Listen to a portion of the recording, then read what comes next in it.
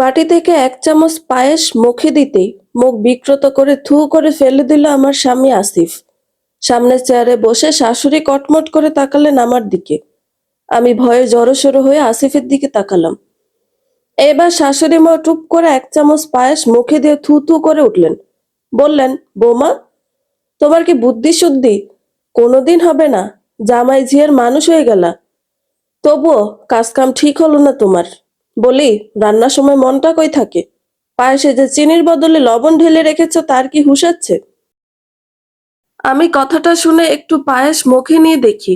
এ মা, সত্যিই তো, এটা তো খাবার উপযুক্তই নয়। কখন যে এত বড় ভুলটা করলাম!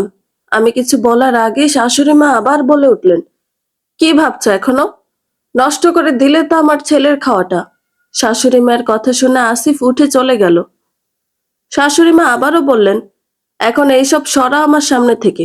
জানি না বাপু, কাজের সময় মন কোথায় থাকে। শাশুড়ি বরাবরই এইভাবে কথা বলেন, আর আমার স্বামী নীরব হয়ে সেই সব শুনে। অবশ্য তার নীরবতা ততক্ষণ যতক্ষণ না আমি কিছু বলি।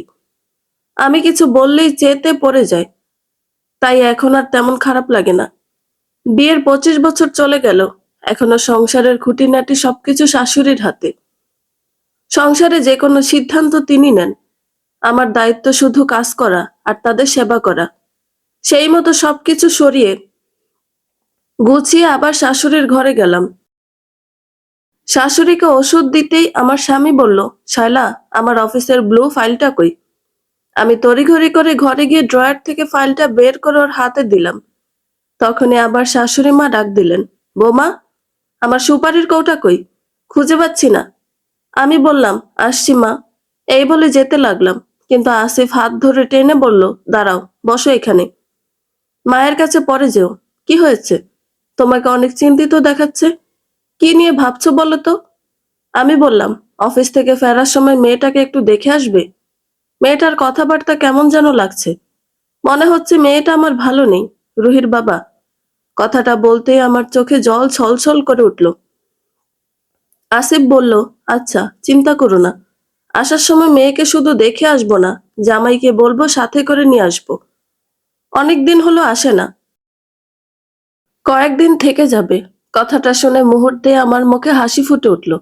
আমি বললাম, ঠিক আছে। আসিফ বলল, আচ্ছা, থাকো, চিন্তা করো না। আমি মুচকি হেসে বিদায় দিলাম আসিফকে। তারপর শাশুড়ি মাকে সুপারির কৌটা দিয়ে ঘড়িতে দেখি 8টা বাজে। ছেলেটার এখনো ঘুম ভাঙেনি। এইদিকে কোচিং এর সময় হয়ে গেছে। মনে মনে বললাম, ইস, কি যে করি ছেলেটাকে নিয়ে। তারপর ঘরে গিয়ে দেখি ছেলে আমার কম্বল মুড়িয়ে ঘুমিয়ে আছে। আমি জানালার পর্দা সরাতে সরাতে বললাম, ইহান, ওঠো, 8টা বাজে। তোমার না কোচিং আছে? ইহান এপাশ থেকে ওপাশ হয়ে বলে, মা, আর একটু ঘুমাতে দাও না। আমি বললাম, ইহান, আর মাত্র 1 মাস পর তোমার এসএসসি পরীক্ষা, আর তুই 8টা পর্যন্ত ঘুমাচ্ছিস? ওঠ বলছি, নইলে এই দেখ, জল পুরোটা তোর গায়ে ঢেলে দেব কিন্তু। ইহান ঘুম ঘুম চোখে উঠে বলে, মা, তুমি রোজ সকালে আমার কাঁচা ঘুমটা ভেঙে দাও, ভাল লাগে না। আমি বললাম, তাই না? কাঁচা ঘুম? তা সারাটা রাত করো কি তুমি? ওই তো পেয়েছো ফোনে অনবরত গুতাগুতি করা। যাও, তাড়াতাড়ি ফ্রেশ হয়ে এসো, আমি নাস্তা দিচ্ছি। ইহান বলে, আচ্ছা মা, যাও তুমি। আমি বললাম, আচ্ছা, যাচ্ছি। তোর ফোন থেকে তোর আপুকে একটা ফোন দে তো। ইহান ফোন বের করে রুহির নাম্বারে ডায়াল করলো। কিছুক্ষণ বাজার পর রুহি ফোন ধরলো। ইহান বলল, আপু, মা কথা বলবে। এই বলে ফোনটা আমাকে দিল। আমি ফোন ধরে বললাম, কেমন আছিস মা? রুহি কেমন ভাঙা গলায় বলল, ভালো আছি মা, তুমি কেমন আছো? মেয়ের এরকম গলা শুনে আমার মনটা হা হা করে উঠল। তবুও নিজেকে শান্ত করে বললাম, কি করছো মা? রুহি বলল, রান্না করি মা। রুহি আর কিছু বলার আগে শুনতে পেলাম ওর শাশুড়ির ধমকানো আওয়াজ। এরপর রুহি শুধু বলল, আচ্ছা মা, পরে কথা বলছি। কথাটা বলেই ফোন কেটে দিল। আমি কেমন হয়ে গেলাম। পেছন থেকে ইহান এসে বলল, কি হয়েছে মা? কি বলল আপু? আমি চোখ টুপ করে মুছে বললাম, কিছু না, তুই রেডি হয়ে আয়, নাস্তা দিচ্ছি টেবিলে। ইহানের ঘর থেকে বেরিয়ে আসলাম। মনের ভেতর প্রচন্ড অশান্তি শুরু হলো। মেয়েটাকে এখানে বিয়ে দেওয়াটা বোধহয় ঠিক হয়নি, কিন্তু আমারই বা করার কি ছিল? সব সিদ্ধান্ত তো আমার শাশুড়ির আর স্বামীর। মেয়েটার বড্ড ইচ্ছে ছিল পড়াশোনা করে চাকরি করার, কিন্তু এসএসসি পাশ করে অনার্সে ভর্তি হতেই ওর দাদি উঠে পড়ে লাগলেন বিয়ে দেওয়ার জন্য। ওনার মেয়ে ননদের ছেলের সাথে বিয়ে ঠিক করলেন। আসিফকেও রাজি করালেন। আসিফও রাজি হলো। আমার রাজি হওয়া না হয় কারো তেমন যায় আসে না।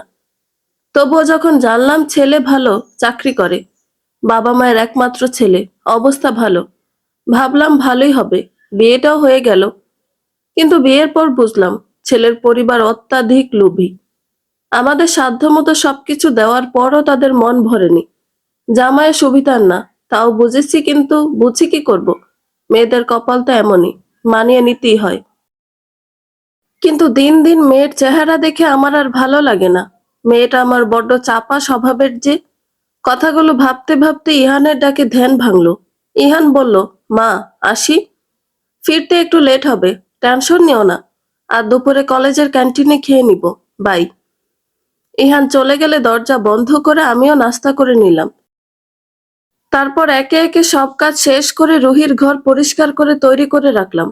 দুপুরের পর গোসল করে নামাজ পড়ে মেয়ের পছন্দের সব খাবার ধীরে ধীরে তৈরি করতে লাগলাম। মেয়েটার আমার গরুর মাংস খুব পছন্দ, সাথে গরম গরম লুচি। আজকে মেয়েটার সব পছন্দের খাবার বানাবো। সময় চলতে থাকলো। আসিফের অফিস 4টায় ছুটি হয়। তারপর মেয়ের বাড়িতে যাবে। আমি শাশুড়ির ফোন দিয়ে আসিফকে একটা ফোন দিলাম। ও বলল, এই ঢুকবো মেয়ের বাড়িতে, কিছুক্ষণ পর চলে আসব। আমি ফোন কেটে চটপট রান্না সেরে ফেললাম। সব রান্না শেষ করতে করতে 6টা বাজলো, তারপর 7টা বাজলো। তবুও ওদের আসার নাম নেই। এদিকে মেয়ের বাড়ির দূরত্ব 30 মিনিটের। ইহানও এখনো বাড়ি ফেরেনি। আমার চিন্তা দেখে শাশুড়ি মা বললেন, চিন্তা করছো কেন বৌমা? চলে আসবে ওরা, হয়তো মেয়ে বাবাকে খাওয়াচ্ছে। আমার কেমন যেন লাগলো। মনের মধ্যে নানান ভাবনা ঘুরপাক খেতে লাগলো। তখনই শাশুড়ি মায়ের ফোনটা বেজে উঠল। আমি তড়িঘড়ি ফোন ধরে বললাম, কত দূর তোমরা? আসিফ কাঁদো কাঁদো গলায় বলল, আমি টিউলিপ হাসপাতালে, রুহির অবস্থা ভালো না। কথাটা শোনা মাত্র আমার মাথা চক্কর দিয়ে উঠল। কেন, কি হয়েছে জানতে চাইলাম না, শুধু বললাম আমি আসছি। প্রায় ঘন্টাখানেক পর হাসপাতালে ইহানকে নিয়ে আমি পৌঁছালাম। রুহি তখন অপারেশন থিয়েটারে। আসিফকে দেখে আমি চমকে উঠলাম। মাত্র কয়েক ঘন্টায় মানুষটার কি অবস্থা হয়েছে! এইরকম করুণ অবস্থা আমি আগে কখনো দেখিনি আসিফের। আমাকে দেখেই মানুষজন কোনো কিছু তোয়াক্কা না করে জনসম্মুখে আমাকে জড়িয়ে ধরে চিৎকার করে কেঁদে উঠল। আমি তখনও জানি না কি হয়েছে আমার কলিজার পাখিটার। তবে আসিফের অবস্থা দেখে বুঝতে পেরেছি, সাধারণ কিছু হলে তো আসিফ এমন ব্যবহার করতো না। কথাগুলো মনে মনে ভাবতেই বুকের মধ্যে কেমন হু হু করে উঠল। তবুও নিজেকে সামলে আমি আসিফকে শান্ত করলাম। তারপর শান্ত স্বরে বললাম, কি হয়েছে রুহির? আসিফ ভাঙা গলায় বলল, আমাকে ক্ষমা করে দিও শায়লা। আমি সারাটা জীবন তোমার সাথে অন্যায় করেছি, কখনো তার জন্য সামান্য অনুতপ্ত পর্যন্ত হইনি।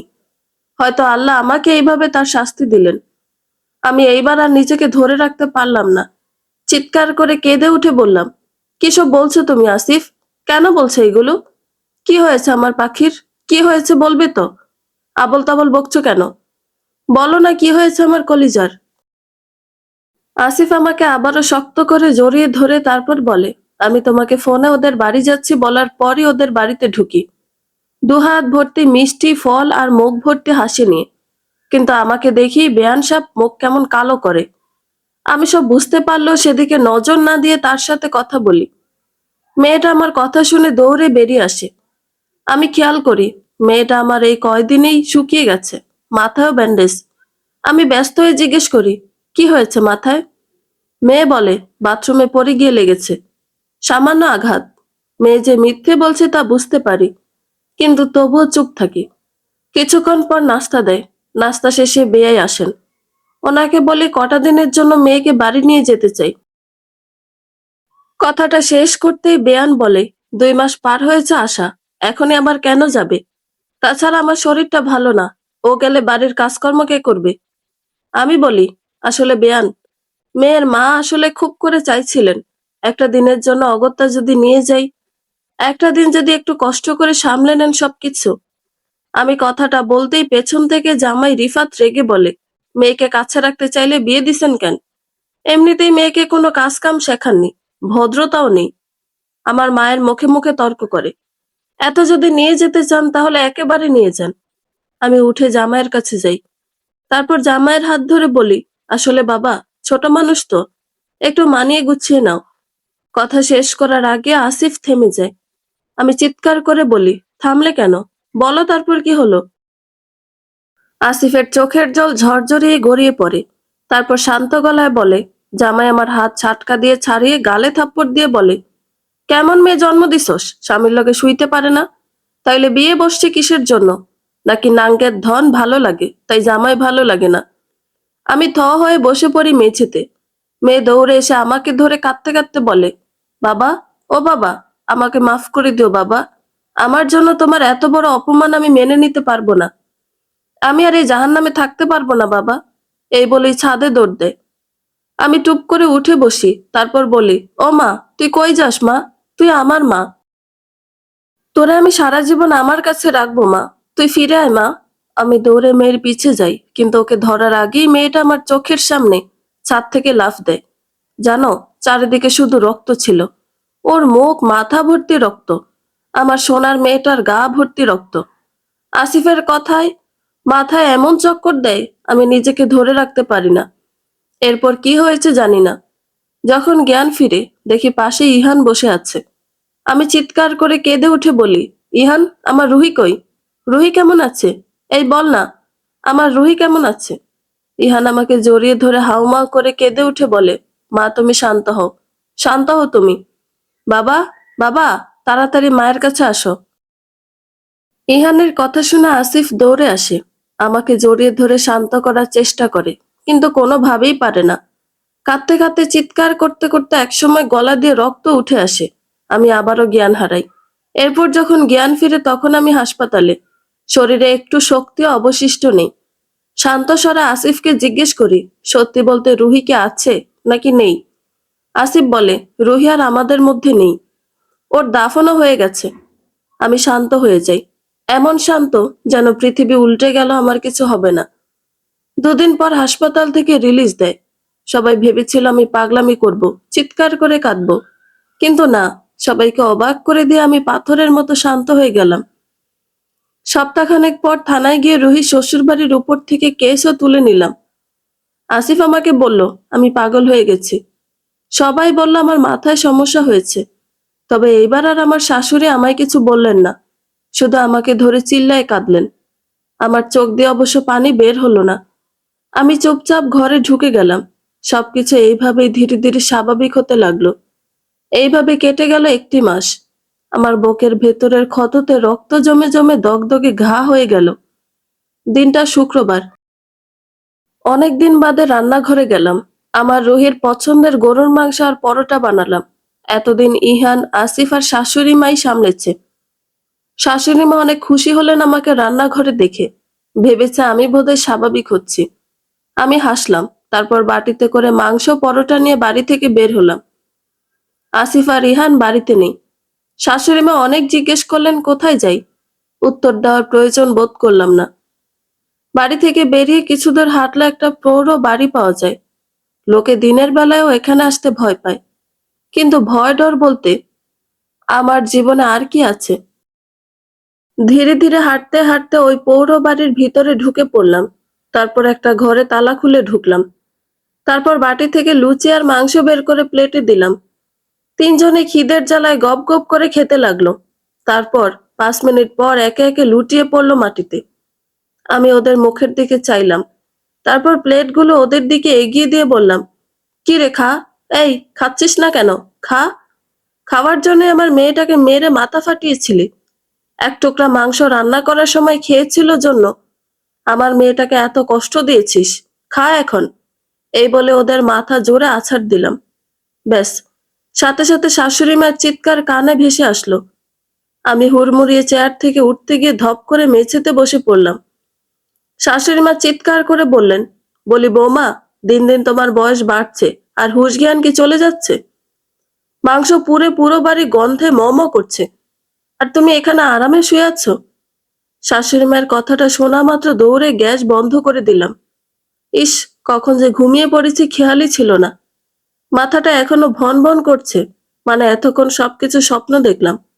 স্বপ্ন এত ভয়ঙ্কর হয়, ভাবতেই গলা শুকিয়ে গেল। তাড়াতাড়ি আসিফকে ফোন দিতে যাব, তার আগে কলিং বেল বেজে উঠল। আমি দৌড়ে দরজা খুলতেই দেখলাম শুকনো মুখে আসিফ দাঁড়িয়ে আছে। মুহূর্তেই আমার বুকটা ধক করে উঠল। বাইরে উকি দিয়ে বললাম, রুহিকে আসতে দেয়নি? পেছন থেকে রিফাত রুহির হাত ধরে বলে, শুধু রুহিকে তো আসতে দেয়নি আম্মা, সাথে আপনার জামাতা রিফাতও চলে এসেছে।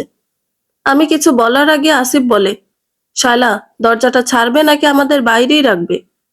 আমি হেসে উঠে বলি, আরে না না, কি যে বলো না। রুহি, জামাইকে নিয়ে ভেতরে আসো। কেমন আছো বাবা রিফাত? রিফাত বলে, আপনাদের দোয়ায় ভালো আম্মা। আসিফ, রিফাত, রুহি ভেতরে ঢুকতেই দারোয়ান বড়সড় দুইটা লাগেজ রেখে যায় ড্রয়িং এ। আমি আসিফকে বলি, এগুলো কার? আসিফ বলে, বলছি শায়লা। রুহি, রিফাত, যাও ফ্রেশ হয়ে নাও তোমরা। রিফাত বলে, সমস্যা নেই বাবা, আমাকে আমিই বলি সবটা। আসলে আম্মা, আমার মা বাবার রুহিকে নিয়ে খুব প্রবলেম হচ্ছে। ও যতই চেষ্টা করছে তাদের মন জয় করার, ততই তারা যেন ওকে নানাভাবে হেনস্থা করার চেষ্টা করছে। তাই বাবা যখন বলল কটা দিন ওকে নিয়ে আসবে, আমি বাবাকে সবটা খুলে বললাম যে সমস্যা যখন হচ্ছে তাহলে কয়েকদিন থাকুক আপনাদের সাথে, ওরও মন ভালো হয়ে যাবে। আর এই দূরত্বে যদি বাবা মায়ের মনও যদি নরম হয়। আমার মনটা ভরে গেল রিফাতের কথা শুনে। সত্যি, স্বামী যদি এরকম সাপোর্টিভ হয়, আর কি দরকার মেয়েদের জীবনে। আমি বললাম, ভালো করেছো বাবা, কটা দিন এখানে রুহি থাকুক। যাও তোমরা রুমে গিয়ে ফ্রেশ হয়ে নাও। আমি কথাটা বলে রুহির দিকে তাকালাম। মেয়েটার মুখটা কেমন ফ্যাকাশে, আমার কেমন যেন লাগলো। তার মধ্যে শাশুড়ি মা চেঁচিয়ে উঠল, বোমা, যাও যাও, তাড়াতাড়ি খাবার রেডি করো টেবিলে। মাংসগুলো তো পুড়িয়ে ফেলছো, যাও এখন কি করবে তাড়াতাড়ি করো। আমি তাড়াতাড়ি রান্নাঘরে এসে মাংস যতটুকু নেওয়া যায় সব নিলাম, আর চটপট লুচিগুলো ভেজে টেবিলে খাবার দিলাম। কিছুক্ষণের মধ্যে ইহান চলে আসলো। বেশ কিছুক্ষণ শালা দুলাভাইয়ের মধ্যে খুনসুটি চলল। তারপর সবাই খাবার খেয়ে যার যার ঘরে গেল। রুহিকে একটা মুহূর্ত একা পেলাম না, তবুও ভালো লাগছে রিফাত ওর পাশে আছে দেখে। রাতের বেলা আসিফ বলল, কি সব দুশ্চিন্তা দূর হয়েছে তো? আমি বললাম, হ্যাঁ, কিন্তু। আসিফ বলল, কিন্তু কি? আমি বললাম, মেয়েটা কেমন যেন হয়ে গেছে। আসিফ বলল, নতুন নতুন বিয়ে, সবকিছু নতুন, মানিয়ে নিতে তো সময় লাগবে। তুমি চিন্তা করো না, ঘুমাও। এই বলে আসিফ পাশ ফিরে শুয়ে পড়ল। আমার মনের মধ্যে কেমন যেন হলো। আবার বিকালে অমন অদ্ভুত স্বপ্ন আমাকে আরো ভাবিয়ে তুলল। মনে মনে ভাবলাম, না, কালকে মেয়ের সাথে খোলাখুলি সব বলতে হবে। রাতটা কোনো রকম শেষ হলো। পরের দিন সকালে খেয়ে রিফাত বিদায় নিল, বলল 2 দিন পরে আবার আসবে। আমি খুশি মনে বিদায় জানালাম, কিন্তু রুহি কেমন নিশ্চুপ। আমি রুহির হাত ধরে টেনে বললাম, কি হয়েছে তোর? আমাকে বল তো মা, এমন চুপচাপ থাকিস কেন? রুহি হাত ছাড়িয়ে বলল, কিছু না মা। এই বলে নিজের ঘরে গিয়ে দরজা আটকে দিল। আমার মনে হলো মেয়েটা তো আমার এমন ছিল না। কি হয়েছে ওর? এইভাবে আরো 2 দিন কেটে গেল। সকালে রুহি আর ইহান নাস্তা করছে। আসিফ অফিসে যাওয়ার জন্য দরজা খুলেছে, সেই মুহূর্তে কোর্ট থেকে একটা নোটিশ আসে। আসিফ নোটিশটা রিসিভ করে ভেতরে আসে। ভেতরে এসে খুলতেই দেখে ডিভোর্স পেপার। রিফাত রুহিকে ডিভোর্স পেপার পাঠিয়েছে। ডিভোর্স পেপারটা পড়ে আসিফ সোফায় ধপ করে বসে পড়ল। শায়লা আসিফের হাত থেকে পেপারটা নিয়ে দেখলো, হ্যাঁ সত্যিই তো ডিভোর্স পেপার। রিফাত কালই কোর্টে গিয়ে ডিভোর্স ফাইল করেছে। মনের মধ্যে নানা প্রশ্ন ঘুরপাক করতে লাগলো শায়লার। কেন করলো এমন রিফাত? 2 দিন আগেই তো ছেলেটা কত আশা ভরসা দিয়ে গেল, কিন্তু 2 দিনের মধ্যে কি এমন হলো যে ডিভোর্স লেটার পাঠাতে হলো? মানুষগুলো এমন কেন? কেন এত রং বদলাতে হয় তাদের? আসিফ বসা থেকে উঠে দাঁড়ালো, তারপর ফোন বের করে রিফাতের নাম্বারে ডায়াল করলো, কিন্তু নাম্বার ব্যস্ত দেখালো। রুহি তখনও চুপচাপ খাচ্ছে। মনে হচ্ছে ও আগে থেকেই জানে এই সব কিছু যে হবে। শায়লা বিষয়টা খেয়াল করলো, কিন্তু তৎক্ষণাৎ কিছু না বলে শাশুড়ির ফোনটা নিয়ে রিফাতকে কল দিল। 2বার রিং বাজতে ওপাশ থেকে রিফাত হ্যালো বলল। শায়লা বলল, হ্যালো রিফাত, আমি রুহির মা বলছি। রিফাত বলল, হ্যাঁ বলুন, কি বলবেন? শায়লা বলল, কি বলবো মানে? এইসব কি রিফাত? ডিভোর্স পেপার কিসের? রিফাত বলে, কেন? ওখানে স্পষ্ট লেখা আছে আমি রুহিকে ডিভোর্স দিতে চাই। শায়লা বলে, কিন্তু কেন? হঠাৎ তোমার এমন সিদ্ধান্ত কেন? রিফাত বলে, দেখুন, রুহিকে আমার মা বাবা মেনে নিতে পারছে না। রুহিও ওদের সাথে মানিয়ে নিতে পারছে না। এত ঝামেলা আমিও আর নিতে পারছি না। তাই আমার এটাই বেস্ট সমাধান মনে হয়েছে, তাই করেছি। শায়লার কাছ থেকে আসিফ ফোন নিয়ে বলে, দেখো বাবা রিফাত, মাথা ঠান্ডা করো। সংসার জীবনে অনেক সমস্যা হয়, সেগুলো ধীরে সুস্থে সামলাতে হয়। তুমি শান্ত হও, আমরা সবাই মিলে বসি, তারপর আলোচনা করে যা করা যায় করা হবে। রিফাত বিরক্ত হয়ে বলে, আর কোনো আলোচনা হবে না। আমার বাবা মায়ের এক কথা, যদি রুহির সাথে আমি সংসার করি, তাহলে আমাকে এই বাড়ি সহায় সম্পত্তি, এমনকি আমার মা বাবাকেও ছাড়তে হবে। সেটা আমি পারবো না। তাই আমি মনে করি আমার আর রুহির ডিভোর্সটাই বেটার সমাধান। এই বলে রিফাত ফোন কেটে দেয়। আসিফ আবার চেষ্টা করে কল দেওয়ার, কিন্তু ফোন বন্ধ। আসিফ কি করবে ভেবে পায় না, আবারও মাথা নিচু করে বসে পড়ে। শায়লা দেখে রুহি খাওয়া শেষ করে চুপচাপ বসে আছে। শায়লা বলে, রুহি, তুই সব আগে থেকে জানতিস না? রুহি হেসে বলে, না জানার কি আছে মা? 6টা মাস যার সাথে থাকলাম তার মনের এইটুকু উদ্দেশ্য তো বোঝা স্বাভাবিক। 6টা মাসের একটা দিন এই মানুষটা আমাকে একটাবার সাপোর্ট করেনি, বরং আমার গায়ে হাত তুলেছে। তার মা বাবা যখন যা বলেছে তাই করেছে। তাই যখন সে ভালো ব্যবহার করলো, তখন একটু বুঝতে সমস্যা হয়েছিল।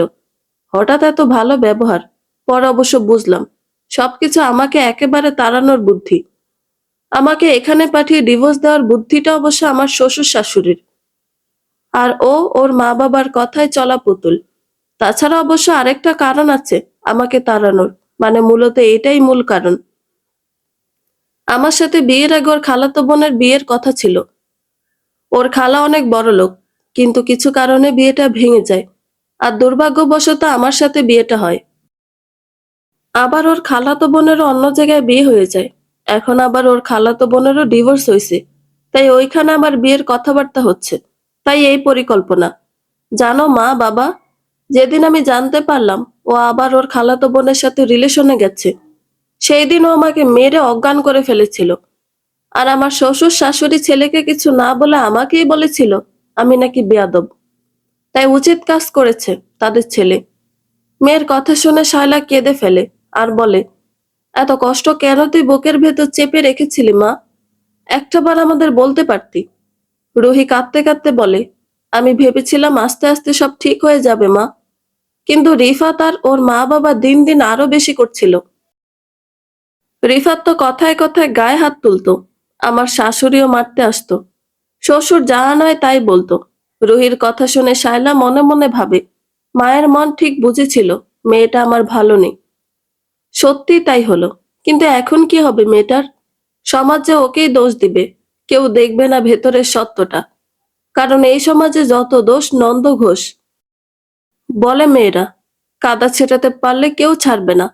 মায়ের কাদা দেখে রুহি বলল, কেঁদো না মা, পারলে ক্ষমা করে দিও। বিশ্বাস করো, আমি চাইনি আমার জন্য সমাজ তোমাদের দিকে আঙুল তুলুক, কটা কটু কথা শোনাক। আমি খুব চেষ্টা করে সংসার করার জন্য, কিন্তু আমি পারলাম না। রুহির কথা শুনে শায়লার স্বপ্নের কথা মনে পড়ে গেল। না, ও যদি এখন নরম হয়, ওর মেয়েটা যদি খারাপ কিছু করে, তাহলে কি হবে? কিসের সমাজ, কিসের তাদের কটু কথা, যদি তারই মেয়েটা না থাকে? শায়লা মেয়ের কাছে গেল, তারপর রুহির হাত ধরে বলল, কি বলছিস মা তুই এসব? এই সমাজের আগে তুই আমার মেয়ে, তোর ভালোর জন্য সব করতে পারি আমরা। একদম এইসব উল্টাপাল্টা চিন্তা করবি না। আর কেউ তোর পাশে না থাকলেও তোর মা আছে, এটা মাথায় রাখবি। মাথায় কোনো বদ চিন্তা আনবি না, বুঝেছিস? এই বলে মেয়েকে জড়িয়ে ধরে শায়লা। আসিফ বলে, শুধু তুমি না শায়লা, রুহির পাশে ওর বাবাও আছে। সবকিছু দিয়ে ওকে আমি আগলে রাখবো। চিন্তা করো না, যা হওয়ার তাই হবে। কথায় আছে না, ভুল ট্রেনে উঠে পড়লে যত তাড়াতাড়ি সম্ভব পরের স্টেশনে নেমে যেতে হয়। হোক একটা ফয়সালা, দরকার পড়লে আমি ওদের নামে কেস করব। উচিত শাস্তি দিব ওদের। আসিফের কথা শুনে আসিফের মা বলে উঠল, কি বলিস এইসব আসিফ? পোলা মানুষ রাগ করছে জন্য কি তোরা মাইয়ার মা বাপ হয়েও গোসা করে থাকবি? যা, রুহিকে নিয়ে যা, ক্ষমা চেয়ে শ্বশুর বাড়ি দিয়ায়। মেয়ে মানুষের মাইনা নিয়েই খাওন লাগে। তোর বউ তোরে বোঝাবে কিনা আরো তোরে উস্কাইতাছে। শায়লা কিছু বলার আগে আসিফ বলে, দেখো মা, এতদিন তোমার সব কথা শুনছি, এর মানে এইটা না যে তুমি সব সময় ঠিক। তুমি কিভাবে বলতে পারো ওই নরপশুদের কাছে আমি আমার মেয়েকে আবার রেখে আসবো? শায়লা, রুহিকে নিয়ে ঘরে যাও, আর সব সময় মেয়ের সাথে সাথে থাকবে, যেন ওর মাথায় কেউ কোনো বাজে বুদ্ধি দিতে না পারে। আসিফের কথা শুনে বানু বেগম ফেস ফেস করে কাঁদতে শুরু করলো। আসিফ সেদিকে ভ্রুক্ষেপ না করে অফিসে চলে গেল। শায়লাও মনকে শক্ত করলো, ইহানও বোনকে সাপোর্ট করলো। রুহি কখনো ভাবেনি ওর পরিবার এইভাবে ওকে সাপোর্ট করবে, কিন্তু বাবা মায়ের সাপোর্ট পেয়ে মনকে শক্ত করলো। ভেবেছিল নিজেকে শেষ করে দিবে, কিন্তু এখন বাঁচার জন্য নতুন করে ইচ্ছে হলো। মনে হলো না, ও একেবারে হেরে যায়নি। এইভাবে দিন কাটতে লাগলো। আসিফ রিফাত আর ওর পরিবারের নামে কেস করলো। কোর্টে কেস উঠলো, কিন্তু ওদের পরিবারের টাকার সামনেই সবকিছুই প্রমাণ করতে পারলো না রুহিরা। কিছুদিনের মধ্যেই রুহি আর রিফাতের ডিভোর্স হয়ে গেল। রিফাতেরও শাস্তি হলো না, কিন্তু ডিভোর্সের 7 দিনের দিনই রিফাত ওর খালাতো বোনকে বিয়ে করলো। খবরটা সেই দিনই রুহির কানে এলো। না চাইতেও রুহি কেঁদে ফেললো। মনে মনে ওদের পুরনো কিছু স্মৃতি ভেবে বলল, মানুষগুলো এমন কেন? কিভাবে পারে সবকিছু এত তাড়াতাড়ি ভুলে নতুন কাউকে জীবনে আনতে? আড়াল থেকে শায়লা সবকিছু দেখলো। দিন দিন মেয়ের এরকম চুপচাপ হয়ে যাওয়া মোটেই ভালো লাগলো না তার। তাই রাতে আসিফকে সবকিছু বলে। তারপর দুইজনে ভেবে চিন্তে ঠিক করে রুহিকে কিছুদিনের জন্য বাড়ি থেকে দূরে কোথাও পাঠাবে, যেখানে কেউ রুহির অতীত সম্পর্কে জানে না। তারপর অনেক ভেবে শায়লা বলে, ওর মামাতো বোন শিরিন ফুলতলি গ্রামে থাকে, ওর স্বামী বিদেশ থাকে। ছেলেটাও পড়াশোনার জন্য বাড়িতে থাকে না, শহরে থাকে। শিরিন ওর মেয়েকে নিয়ে একাই থাকে। যে কবার কথা হয়েছে সে কবার বলেছে বেড়াতে যেতে। আমি ভাবছি মাসখানেক ওখানেই পাঠাই রুহিকে। গ্রামের স্নিগ্ধ পরিবেশে মেয়েটার মন ফুরফুরে হয়ে যাবে। আসিফও সম্মতি জানালো। পরের দিনই শায়লা শিরিনকে ফোন করলো। মোটামুটি সব খুলে বলল। শিরিন শায়লাকে আস্থা দিয়ে বলল, চিন্তা করিস না তুই, রুহিমাকে পাঠিয়ে দে। এখানে পাখি আছে, দেখবি নতুন পরিবেশে ওর মন ভালো হয়ে যাবে। শায়লা শিরিনের কথা একটু চিন্তামুক্ত হয়। পরের দিনই তাই রুহিকে নিয়ে বের হয় ফুলতলির উদ্দেশ্যে। এখানে আসার কথা শুনে হ্যাঁ না কিছুই বলেনি, শুধু বলেছে তোমরা যা ভালো মনে করো। সকাল 8টায় বাসা থেকে বের হয়। ঢাকা থেকে বেশ খানিকটা দূরে হয়, প্রায় 5 ঘন্টা পর 2টার দিকে ফুলতলিতে পৌঁছায়। সেখানে গিয়ে শিরিন হায়দার নাম বলতেই সবাই চিনিয়ে দেয়। শায়লা বুঝতে পারে গ্রামে বেশ প্রভাবশালী শিরিনরা। তারপর যখন বাড়ি পৌঁছায় দেখে গ্রামে হলেও বড় বিলাসবহুল একটা বাড়ি। চারিদিকে আম, লিচু, কাঁঠালের বাগান। এর আগে যখন এসেছিল তখন টিনের বাড়ি ছিল। এত বছর অনেক উন্নতি করেছে। শিরিন শায়লাকে দেখে ভীষণ খুশি হয়। রুহিকে দেখে বলে, মাশাআল্লাহ, মেয়ে তো বড় হয়ে গেছে। শায়লাকে এত বছর পর দেখে আবেগে আপ্লুত হয়ে যায়। শায়লাও কেঁদে ফেলে। তার হাত মুখ ধুয়ে খাবার খেয়ে দুই বোনের গল্প চলে অনেকক্ষণ। এদিকে রুহির সাথে পরিচয় হয় শিরিনের মেয়ে পাখির সাথে। ভীষণ প্রাণবন্ত মেয়ে, এই এসএসসি দিবে। রুহিকে দেখে খুব খুশি হয়। আসার সময় রুহির মন খারাপ থাকলেও রুহির এখন বেশ ভালোই লাগছে। বিশেষ করে গ্রামের সুন্দর পরিবেশে বেশ ফ্রেশ লাগছে। পাখি মেয়েটাকেও বেশ ভালো লেগেছে। তার থেকেও বেশি ভালো লাগছে অনেকদিন পর মা বাবাকে প্রাণ খুলে হাসতে দেখে। ওর জন্যই তো মানুষগুলোর এই অবস্থা ভাবতেই আবারও মন খারাপ হয়ে যায় রুহির। শিরিন বিষয়টা খেয়াল করে পাখিকে বলে রুহিকে বাড়ি দেখাতে। পাখি রুহিকে নিয়ে বাড়ি দেখাতে চলে যায়। বাড়ি দেখতে দেখতে একটা রুমের সামনে এসে বলে, এইদিকে যাওয়া যাবে না আপু, এই ঘরে রাগী রাত জাগা ভাম্পায়ার থাকে। রুহি কিছু জিজ্ঞেস করতে গিয়েও থেমে যায়। মনে হয় অহেতুক মেয়েটাকে বিব্রত করবে না। এদিকে ইহান ফোন করে জানায় ওর দাদি সিঁড়ি থেকে পড়ে গেছে, হাসপাতালে নিয়ে যাচ্ছে। খবরটা পেয়ে আসিফ আর শায়লা দেরি করে না। শিরিনকে বলে কয়েকদিন পরে আসবে, এসে একদিন থেকে যাবে। শিরিনও জোর করে না, যেহেতু একটা বিপদ ঘটে গেছে। কিছুক্ষণ পর শায়লা আর আসিফ বের হয়। রুহিকেও বুঝিয়ে যায়, সব যেন ভুলে যায়। শিরিন বলে চিন্তা না করতে। মা বাবা চলে যেতেই রুহির বুকের মধ্যে কেমন খালি খালি লাগে। তবুও মনে মনে সবটা রেখে চুপচাপ থাকে। গ্রামে সাধারণত বেশি রাতে কেউ জাগা থাকে না, তাই সন্ধ্যার পরপরই সবাই খেয়ে দিয়ে শুয়ে পড়ে। সেই মতো শিরিন কাজের মেয়ে শেপাকে নিয়ে সব রান্নার কাজ শেষ করে রুহি আর পাখিকে নিয়ে খেয়ে নেয়। রুহির সাথে শেপার পরিচয় হয়। ভারী মিষ্টি মেয়ে শেপা। খাওয়ার সময় রুহি খেয়াল করে সবাই খেয়ে নিলেও শেপা একটা বাটিতে কারোর জন্য খাবার সাজিয়ে রাখছে। বিষয়টা খেয়াল করলো সেদিকে ভ্রুক্ষেপ না করে খাওয়া শেষ করে ঘরে চলে আসে রুহি। পাখির সাথেই থাকবে। এসএসসি পরীক্ষা সামনে হয়, পাখি এসেই পড়তে বসে। রুহি চুপচাপ শুয়ে থাকে। কিছুক্ষণ পর ঘুমিয়ে পড়ে।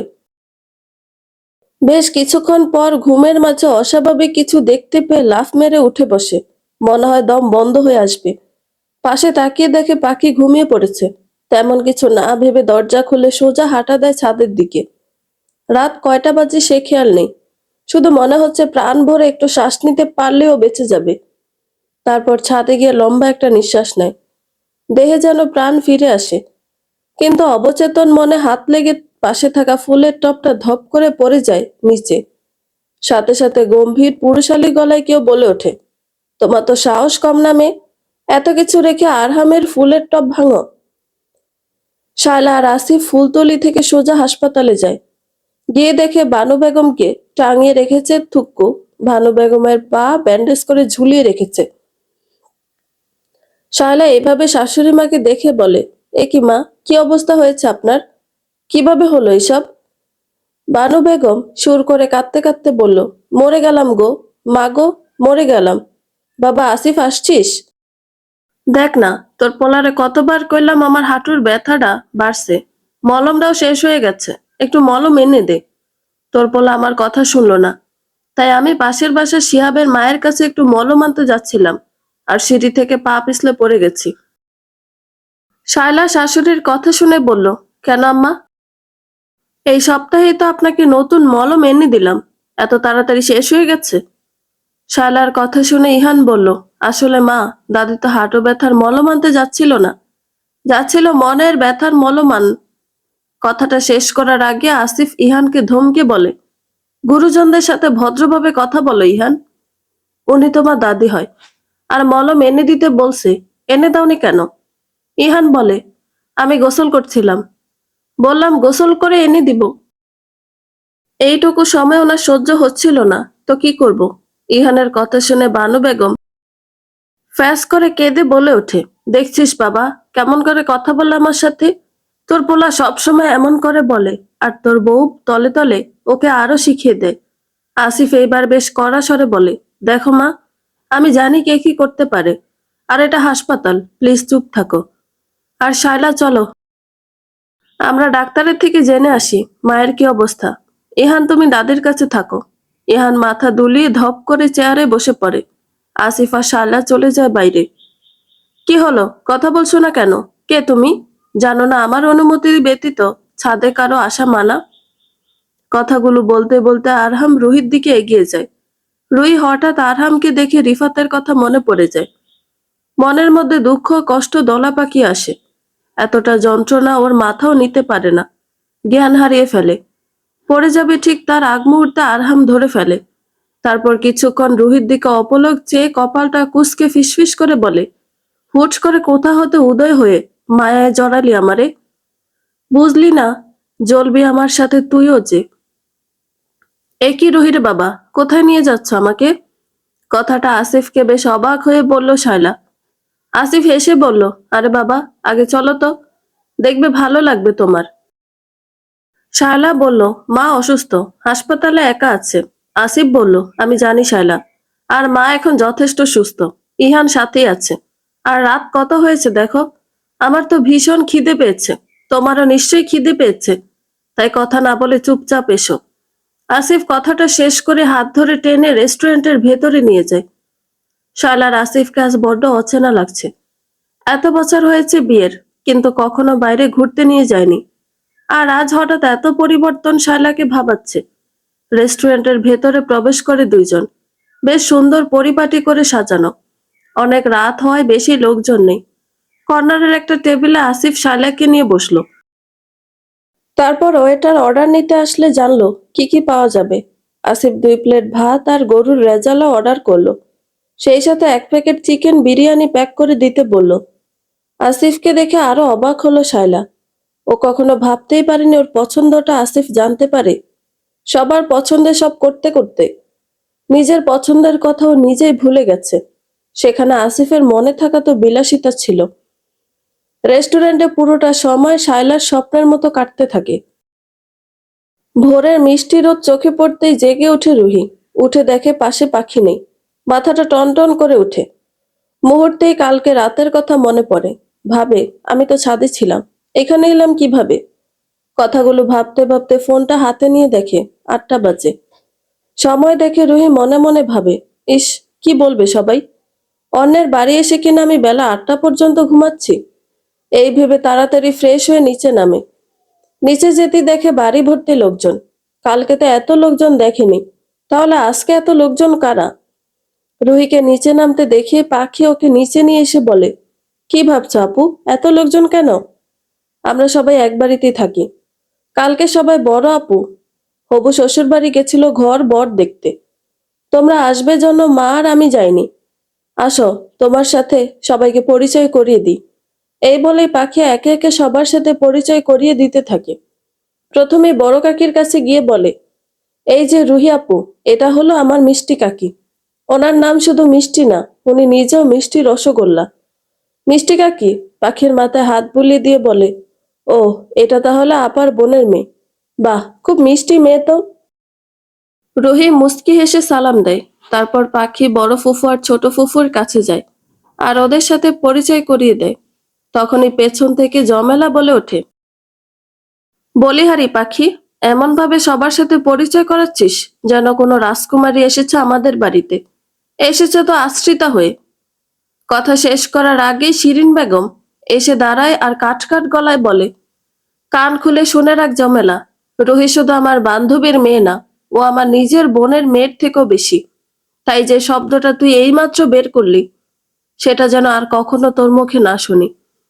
জমেলা মুখ কাচুমাচু করে বলে, ভুল হয়ে গেছে আপা। কথাটা বলেই জমেলা চলে যায়। পাখি রুহিকে বলে, রুহি আপু, তুমি কিছু মনে করো না, জমেলা চাচি একটু ওরকমই। রুহি চুপ করে থাকে। রুহিকে চুপচাপ দেখে শিরিন বেগম পাখিকে বলে, কি পাখি, এখানে ওখানে দাঁড়িয়ে কি করছো? নাস্তা রেডি হয়ে গেছে, তাড়াতাড়ি নাস্তা করো রুহিকে নিয়ে। আর নাস্তা শেষে দেখো তো রুষা আর তানিয়া কি করছে। একটু পরে তো বরপক্ষ চলে আসবে। পাখি বলে, জি আম্মা। শিরিন বেগম বলে, রুহি তুমিও শোনো, আজকে আমার ভাসুরের মেয়ের পাকা দেখা। বুঝতেই পারছো অনেক কাজ। তুমি পাখির সাথে থেকে পাখিকে হেল্প করো, আর এটা নিজের বাড়ি মনে করো। রুহি বলে, জি আন্টি। শিরিন বেগম হেসে বলে, লক্ষ্মী মেয়ে, যাও তাড়াতাড়ি নাস্তা করে নাও। কথা শেষ করে শিরিন বেগম চলে যায়। পাখি রুহিকে নিয়ে নাস্তা করে বলে, রুহি আপু, চলো দেখে আসি কি করে ওরা। এই বলে রুহির হাত ধরে টেনে রুহিকে উপর তলায় নিয়ে আসে। সিঁড়ির পাশের রুমে গিয়ে পাখি রুষা আপু বলে ডাক দিতে কেউ বলে, পাখি বিরক্ত করিস না, কালকে সারা রাত জাগা ছিলাম, ঘুমাতে দে। পাখি চিৎকার করে বলে, তা হবে না রুষা আপু, তাড়াতাড়ি ওঠো। বড়াপা শ্বশুর বাড়ি থেকে লোকজন এসে যাবে, তাড়াতাড়ি উঠে রেডি হও, নইলে বড় ফুফু বলেছে ঠান্ডা জল নিয়ে আসবে। ওপাশ থেকে আর কোনো আওয়াজ আসলো না। পাখি মুখ বেজার করে রুহিকে বলল, এটা হলো রুষা আপু, বড় ফুফুর মেয়ে। পড়াশোনায় খুব ভালো, ঢাকা ইউনিভার্সিটিতে পড়ে। বড়াপার বিয়ের জন্য কালকে এসেছে। সারা রাত জার্নি করে এসেছে তো, তাই ক্লান্ত। চলো বড়াপার ঘরে গিয়ে দেখি কি করে। রুহি মাথা নাড়িয়ে পাখির পিছে পিছে আসতে থাকে। তখনই সামনে আসে তামিম। পাখির চুল ধরে টেনে বলে, এই কই যাস? পাখি বলে, চুল ছাড়ো ভাইয়া, লাগছে আমার। মিষ্টি চাচিকে কিন্তু বলে দিব তুমি আমার চুল ধরে টেনেছ।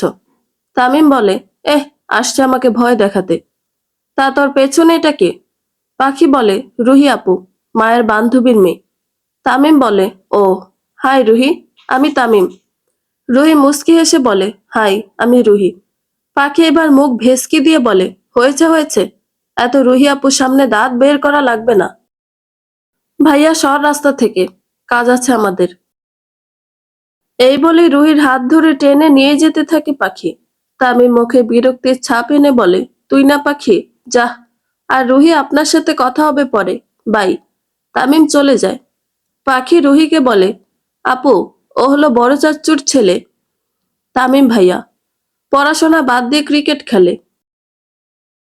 ও নাকি একদিন অনেক বড় ক্রিকেটার হবে। রুহি শুধু শুনে। তারপর ওরা তানিয়ার ঘরে চলে যায়। ওখানে গিয়ে দেখে কনে অলরেডি সাজতে বসে আছে, সাথে ঝিলমিলও সাজছে। পাখি দেখে বলে, বাব্বা আপা, ঝিলমিলকে নিয়ে তুই সাজতে বসে গেছিস এখনই? তা তোদের খাওয়া লাগবে না?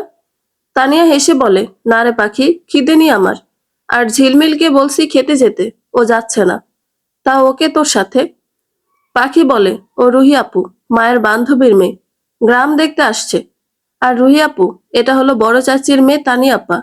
আর এই যে পুস্কু, জমেলা চাচির মেয়ে ঝিলমিল। এই ঝিলমিল, যা খেয়ে আয়, নইলে কিন্তু তোকে সাজিয়ে দেওয়া হবে না। ঝিলমিল উঠে বলে, না আমি যাব না, আমাকে খাবার এনে দাও, আমি এখানে খাবো। পাখি বলে, পারবো না, তুই গিয়ে খেয়ে আয়। এই নিয়ে দুইজনের ঝগড়া শুরু হয়। অবশেষে রুহি বলে, ঝগড়া থামাও তোমরা, আমি এনে দিচ্ছি খাবার। পাখি বলে, না আপু, তুমি যাবে কেন? ওই যাবে। এই বলে দুইজনের আবারও ঝগড়া শুরু। তখনই শিরিন বেগম ঢুকে খাবার হাতে আর বলে, জানতাম এইরকম ঝগড়া করবি তোরা। কি রে পাখি, তুইও পারিস। বাচ্চাটাকে খাবার এনে দিলে কি হতো? আর তানিয়া, খাবারটা ভদ্র মেয়ের মতো খেয়ে নে, তোরা বড় হবি না।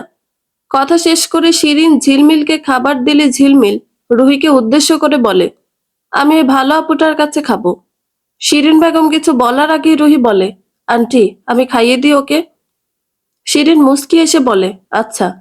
আচ্ছা, তোরা তাড়াতাড়ি খেয়ে নে। আর তানিয়া, তুইও খেয়ে জলদি রেডি হয়ে নে, চলে আসবে সবাই। তানিয়া মাথা নাড়ায়, খেয়ে নেয়। ঝিলমিল চুপ করে সব খাবার রুহির হাত থেকে খেয়ে নেয়। এর মধ্যে রুষাও চলে আসে। তারপর সবাই মিলে তানিয়াকে তৈরি করে দেয়। তারপর সবাই যায় যার যার মতো রেডি হতে। মনে মনে রুহি ভাবে, সত্যি দুনিয়াটা বড় অদ্ভুত। যেখানে সবাইকে আপন ভেবেছিল, সেখানে সবাই পর করে দিল। আর পর মানুষগুলো কিছুক্ষণের মধ্যে আপন করে নিল। কথাগুলো ভাবতে ভাবতে মায়ের কথা মনে পড়ল। দাদির কি অবস্থা জানতে ইচ্ছে করলো, তাই ফোনটা হাতে নিল। কিন্তু বারবার কল দিল, নেটওয়ার্ক না থাকায় ফোন যাচ্ছিল না। পাখিকে বললে পাখি বলল, ছাদে গেলে নেট পাবে। মুহূর্তে আবার ওই পুরুষালী কণ্ঠ মনে পড়ল রুহির। কিন্তু মায়ের কথা ভীষণ মনে পড়ার সাহস করে আস্তে আস্তে ছাদের দিকে গেল। ভাবলো এখন তো দিন, কিছু হবে না। তারপর ছাদে গিয়ে ফোন চেক করতে যাবে, তার আগেই ছাদের দরজা বন্ধ হয়ে যায়। রুহি ভয় পেয়ে পেছনে তাকিয়ে দেখে কালকের ছেলেটা। বুকটা আবারও ধক করে ওঠে রুহির। আরহাম দরজা বন্ধ করে ধীরে ধীরে রুহির দিকে এগিয়ে আসে। রুহি ভয়ে এক পা করে পেছায়। পেছাতে পেছাতে একদম কিনারায় চলে আসে। তখনই পেছনে তাকাতে গিয়ে ছাদ থেকে পড়ে যেতে লাগে। আরহাম রুহির হাত টেনে ধরে। রুহি চোখ বন্ধ করে কিছু বিড়বিড় করতে থাকে। আরহাম জোরে রুহিকে হ্যাঁচকা টান দিয়ে তুলে আনে। ফলাফল আরহামের ওপর রুহি ধপ করে পড়ে যায়। আরহাম বলে, আরে মা, মাজা গেল রে। এই মেয়ে, দিলে তো আমার মাজাটা ভেঙে। রুহি তড়িঘড়ি উঠে কোনো কথা না বলে পাশ কাটিয়ে চলে যেতে চায়। এদিকে ওড়না আরহামের নিচে পড়ায় টান লেগে আবার পড়ে যায় আরহামের উপর। আরহাম এবার বিরক্ত গলায় বলে, তোমার মাথায় কি সমস্যা আছে? নাকি আমাকে মারার পরিকল্পনা করছো? নাকি ছেলে মানুষ দেখলেই গায়ে ঢলে পড়তে ইচ্ছে করে বারবার? আরহামের কথা শুনে রুহির এইবার রাগ হয়। চুপ করে মেঝে থেকে উঠে দাঁড়ায়। তারপর ঝাঁঝালো গলায় বলে, দেখুন, ভদ্রতা দেখাই আমি। এতক্ষণ আপনাকে কিছু বলিনি। এর মানে এটা না আপনি যা ইচ্ছা তাই বলে যাবেন। আপনার সাহস কি করে হয় এই কথা বলার? আমি ছাদে এসেছিলাম বাড়িতে ফোন করার জন্য। আপনি ছাদের দরজা বন্ধ করলেন কেন? কোনো ভদ্র ছেলে একটা একা মেয়েকে ছাদে দেখলে দরজা বন্ধ করে শুনি? আপনি একটা বেয়াদব লোক, বুঝতে পেরেছেন? আরহামও এবার গা ঝাড়তে ঝাড়তে উঠে দাঁড়ায়। আর তালি দিতে দিতে বলে, বাহ রে বাহ, মেরি বিল্লি মুজেছে মেও। প্রথমত এটা আমার ছাদ। এইখানে আমার অনুমতি ব্যতীত আসা নিষেধ। সেইখানে তুমি দুইবার আসছো। আবার এসেই ক্ষান্ত হনি, একবার জ্ঞান হারিয়ে বসেছিলে, এইবার আবার ছাদ থেকে পড়ে নিজেও অক্কা পেতে সাথে আমাকে জেলে দিতে। মানে এই দুনিয়ায় কারো ভালো করতে নেই। যদি আমার জায়গায় অন্য কেউ থাকতো তাহলে বুঝতে। নেহাত আমি আরহাম চৌধুরী, তাই বারবার বেঁচে গেছো। ওকে। রুই ভেংচি কেটে বলে, হ্যাঁ হ্যাঁ, অনেক অনেক ধন্যবাদ আমাকে বাঁচানোর জন্য। এর জন্য আপনার কাছে আমি সারা জীবন কৃতজ্ঞ থাকবো। সরে দাঁড়ান এখন। আপনার সাথে কথা বলার কোনো আগ্রহ আমার নেই। কথাটা বলে রুহি চলে যেতে থাকে। আরহাম রাগে ফুলের টব ভেঙে ফেলে। রুহির কিছু ভাঙার শব্দ পেয়ে পেছনে তাকায়। আরহামও তাকায়। দুইজনের চোখে চোখ পড়ে। আরহামের চোখের দিকে তাকাতেই রুহির কেমন মায়া হয়। তখনই নিচে বারান্দা থেকে ভেসে আসে কান্নার শব্দ। আম্মা, আম্মা। রুহি আর আরহাম দুইজনই শুনতে পায় কান্নার শব্দ। বুঝতে পারে এটা রিমি ঝিমের কান্না। আরহাম আর এক মুহূর্ত দেরি না করে ছুটে যায়। রুহিও পিছন পিছন দৌড়ায়। নিচে গিয়ে দেখে রিমি ঝিম মাটিতে বসে হাউমাউ করে কাঁদছে। ছোট্ট শরীরটা ভয়ে কাঁপছে। রুহি দৌড়ে গিয়ে ওকে কোলে তুলে নেয় আর বলে, কি হয়েছে সোনা? রিমি ঝিম কাঁদতে কাঁদতে জড়িয়ে ধরে বলে, তানিয়া আপার দেবর, ও আমাকে ব্যথা দিয়েছে। আরহামের মুখ শক্ত হয়ে যায়। চোখে রাগ জমে ওঠে। রাগে বলে, কি? তানিয়ার দেবর মানে শান? কি করেছে শান তোকে? রুহি শক্ত গলায় বলে, আরে মশাই, আপনি তো কিছুই বোঝেন না। মেয়েটা ভয় পেয়ে কাঁদছে আর আপনি ওকে ধমকিয়ে জিজ্ঞেস করছেন কি হয়েছে। আরহাম বলে, হ্যাঁ, আমি তো বুঝি না, তুমি তো বোঝো, তাহলে জিজ্ঞেস করো ওকে ভালো করে কি হয়েছে। রুহি এবার রিমিঝিমকে শক্ত করে জড়িয়ে ধরে তারপর বলে, ভয় পেও না রিমঝিম, আমি আছি। কেউ তোমাকে আর কিছু করতে পারবে না। শান্ত হও। আর বলো তো কি হয়েছে। রিমঝিম এবার একটু থামে, তারপর বলে, শান ভাইয়া আমাকে বলে আমাকে চকলেট দিবে ওর সাথে খেলা করলে। আমি বলি, কি খেলা? তখন বলে, চলো আমি শিখিয়ে দিব। তারপর এইখানে নিয়ে এসে আমার জামা পায়জামা খুলে দিতে বলে। আমি দিইনি, কারণ বড় মা বলেছে এটা সবার সামনে জামা না পরা পচা কাজ। আর তখনই আমাকে ব্যথা দেয়। আমি কেঁদে উঠলে তোমাকে আসতে দেখে এখান থেকে চলে যায়। কথাগুলো শুনে আরহামের রাগে গা রি রি করে ওঠে। আর কোনো কথা না বলে জোরে জোরে পা ফেলে নিচে যায়। এইদিকে রুহি রিমঝিমকে শক্ত করে জড়িয়ে ধরে ভাবে, মানুষগুলো এমন কেন? এই ছোট অবুঝ বাচ্চাটাকে ছাড়ছে না। এদের কি শাস্তি হবে না? তখনই শুনতে পায় নিচে গোলযোগের শব্দ। রুহি রিমঝিমকে নিয়েই যেতে থাকে সেই দিকে। আরহামের চোখে মুখে রাগের ছাপ স্পষ্ট। রাগে চোখ দুটো লাল হয়ে গেছে। কি করবে বা তার কি পরিণতি হবে তার কোনো কিছু না ভেবে শানের সামনে গিয়ে দাঁড়ায়। সপাট। শানের গালে প্রচন্ড জোরে চড় পড়ে। শব্দে চারপাশটা থমকে যায়। শান হতভম্ব হয়ে তাকিয়ে থাকে। আরহাম আবার হাত তোলে। সপাট। আরেকটা চড় বসিয়ে দেয়। একটু আগেই যে মানুষগুলো আনন্দে মশগুল ছিল, এক মুহূর্তে সবাই হতবাক হয়ে যায়। আরহাম আর শানের দিকে এক প্রকার দৌড়ে আসে। মুহূর্তেই উঠানে হইচই পড়ে যায়। এ কি করছো তুমি? চিৎকার করে ওঠে শানের মা। আমার ছেলেকে মারছো কেন? কি করেছে সে? শানের বাবা এগিয়ে এসে আরহামের হাত ধরতে যায়। মাথা খারাপ হয়েছে নাকি? আমার ছেলেকে মারছো কেন? কি করেছে ও? আরহাম দাঁতে দাঁত চেপে আবার চড় মারে। সপাট। শান মাটিতে বসে পড়ে। পরিস্থিতি ভয়াবহ দেখে তামিম এসে আরহামের হাত ধরে বলে, কি হয়েছে ভাই? কি করেছে ও? আরহাম রক্তচক্ষু নিয়ে তাকায় তামিমের দিকে। কারণ ছাড়া আরহাম কোনো কাজ করে না, সেটা তো তুই জানিস। এই কথায় চারদিকে ফিসফাস শুরু হয়। সবাই একে অপরের মুখের দিকে তাকায়। কি কারণ? কি করেছে শান? শানের মা কান্না জড়িত গলায় বলে, কি এমন দোষ করেছে আমার ছেলে? যদি দোষ করেই থাকে তবে ওকে শাসন করার জন্য আমরা আছি। তুমি কে ওর গায়ে হাত তোলার? আরহাম আবারও রেগে যায়। শানকে কলার ধরে বসা থেকে উঠায় আর বলে, ও একটা বীজ। আর কিছু বলার আগেই পেছন থেকে আচমকা আরহামের গালে এক চড় বসে। সবাই চমকে তাকায়। শিরিন বেগম দাঁড়িয়ে আছেন। চোখে রাগ, গলায় তিক্ততা নিয়ে বলে, কোথায় কি বলতে হবে সেটা তো জানিস না, শুধু পারিস অশান্তি করতে। শান যদি কিছু করেও থাকে তুই সেটা আমাকে এসে বলতে পারতি। তা না করে এই এত মানুষের সামনে নাটক করছিস। এই তোকে তো এখানে আসতে বলিনি, তাহলে কেন এসেছিস? শুভ একটা অনুষ্ঠান নষ্ট করছিস কেন? একটুখানি শান্তি দিবি না আমাকে? আরহাম কিছু বলতে চায়, কিন্তু তার আগে শিরিন বেগম আবারও বলে ওঠে, আর একটা কথা বলবি না, চলে যা এখান থেকে, নইলে আমার থেকে খারাপ কেউ হবে না। আমি কি করব নিজেও জানি না। মায়ের কথাগুলো আরহামের ভেতরের আগুনে যেন ঘি ঢেলে দেয়। আরহাম ধীরে ধীরে মায়ের দিকে তাকায়, চোখে অভিমান, রাগ আর গভীর কষ্ট। কিন্তু মায়ের আদেশ রক্ষার্থে গটগট করে হাঁটতে হাঁটতে বাড়ির গেট পার হয়ে বাইরে বেরিয়ে যায়।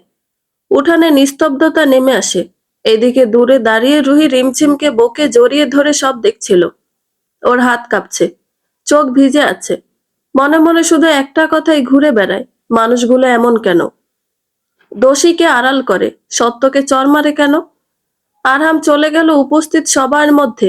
ছাইয়ের মধ্যকার চাপা আগুনের মতো উত্তেজনা কাজ করছিল কি ঘটেছে তা জানার জন্য। শিরিন বেগম ঘটনাটা ধামাচাপা দেওয়ার জন্য শানের বাবার কাছে হাত জোর করে ক্ষমা চেয়ে বলে, বেয়াইমশাই, এ অনাকাঙ্ক্ষিত ঘটনার জন্য আমি ক্ষমা প্রার্থী। দয়া করে আপনারা নারাজ হবেন না। আসলে শানের বাবা ইকবাল সাহেব যেন এ অপেক্ষাই করছিলেন। একেবারে অগ্নিকণ্ঠে বলে ওঠে, আসলে কি শিরিন বেগম, আপনার ছেলে কোনো কারণ ছাড়া আমার ছেলেকে মারবে সেটা আমি চুপচাপ হজম করব? না, আপনি আমাকে চেনেননি। এই আশার ওঠ, এই বিয়ে হবে না। উপস্থিত সবাই যেন আবারও হতবাক হয়ে পড়ল। তানিয়া তো কেঁদেই ফেলল। আশার কি করবে বুঝে উঠল না। একে তো দুইজন অনেক কষ্টে বিয়েতে সবাইকে রাজি করিয়েছিল, আর সব ঠিকঠাক হওয়ার মুহূর্তে এইসব কি থেকে কি হলো এখনো মাথায় ঢুকছে না ওদের। ইকবাল আশারের উদ্দেশ্যে আবারও বলে ওঠে, কি হলো, কথা শুনতে পাসনি? ওঠ। আশার উঠে দাঁড়ায়। তানিয়া এবার শব্দ করে কেঁদে ওঠে। উপস্থিত সবাই কি বলবে বুঝে উঠতে পারে না। শিরিন বেগমও হতবাক হয়ে গেছে, কি করবে বুঝছে না। তখনই সিঁড়ি থেকে রুষা নামতে নামতে বলে, হ্যাঁ ঠিক বলেছেন আঙ্কেল, এই বিয়েটা হবে না, মানে হওয়াই উচিত না। যে পরিবারে শানের মতো চরিত্রহীন ছেলে আছে, সেই পরিবারে আমরাও আমাদের মেয়েকে দিব না। এখন একটু কষ্ট পাক, কিন্তু একটা ভুলের জন্য সারা জীবন কষ্ট পাক, সেটা আমরা কেউ চাই না। উপস্থিত সবাই আরো একবার অবাক হয়ে তাকায়। শিরিন বেগম বলে, কি বলতে চাইছিস রুষা, পরিষ্কার করে বল। রুষা দৃঢ় কণ্ঠে বলে, তুমি তো কিছু না শুনে আরহাম ভাইকে চলে যেতে বললে। একটাবার শুনলে না পর্যন্ত মানুষটা কেন এরকম কাজ করলো? কিন্তু ওর থেকে শোনোনি তো কি হয়েছে? আমি বলছি সত্যিটা। সত্যি হলো, এই শান আমার সাথে অসভ্যতা করেছে, আর সেই কারণে আরহাম ভাই ওকে মেরেছে। উপস্থিত সবার কাছে এবার সবকিছু স্পষ্ট হয়ে যায়। রুষার মতো মেয়ে আর যাই হোক মিথ্যা বলতে পারে না। এইদিকে রুষার কথা শুনে অবাক হয়ে যায় শান। ও তো রুষার সাথে এমন কিছু করেনি, তাহলে রুষা মিথ্যে বলছে কেন? কথাটা যেই শান বলতে যাবে, আশা নিজে এবার শানকে চড় মারে আর বলে, ক্ষমা চা রুষার থেকে, আর ভদ্রভাবে বের হয়ে যায় এখান থেকে। তুই কেমন সেটা আমাকে কারো বোঝানো লাগবে না। শান আরো রেগে যায়, কিন্তু মা বাবা আর ভাইয়ের জন্য রুষার কাছে গিয়ে বলে সরি, আর ধীরে ধীরে বলে, কাজটা ঠিক করলেন না। মিথ্যা অপবাদ দিয়ে এইভাবে অপমান করলেন তো, দেখে নিব আপনাকে। রুষা মুখ শক্ত করে বলে, মিথ্যা অপবাদ? হাসালি। অসভ্যতা রুষার সাথে করিস বা ঝিলমিলের সাথে, দোষটা তো তোর কম হয়ে যায় না। যা ভাগ। শান চলে যায়। আশার সবার কাছে শানের হয়ে ক্ষমা চায়। আশারের মা বাবাও এক প্রকার আশারের জন্যই বাধ্য হয়ে ক্ষমা চায়। শিরিন বেগম প্রথমে রাজি না হলো, তানিয়ার মুখের দিকে তাকিয়ে আর আশারের অনুরোধে রাজি হয়ে যায়। তারপর কোনো রকম ভাবে বিয়ের ডেট ফিক্সড হয়। এরপরই আশারের মা বাবা চলে যায়। আশার অবশ্য পুরোটা সময় ছিল, রাতে ফিরে গেছে। যাওয়ার সময় আবারও সবার কাছে ক্ষমা চেয়েছে। কিন্তু সবকিছু দেখে রুহির মনেও প্রশ্ন জেগেছে, রুষা মিথ্যে কেন বলল? রাতের বেলা হারমোনিয়ামের সুর কানে যেতেই যেন একরাশ মুগ্ধতা গ্রাস করে রুহিকে। খেয়াল করে সুরটা ছাদ থেকে আসছে।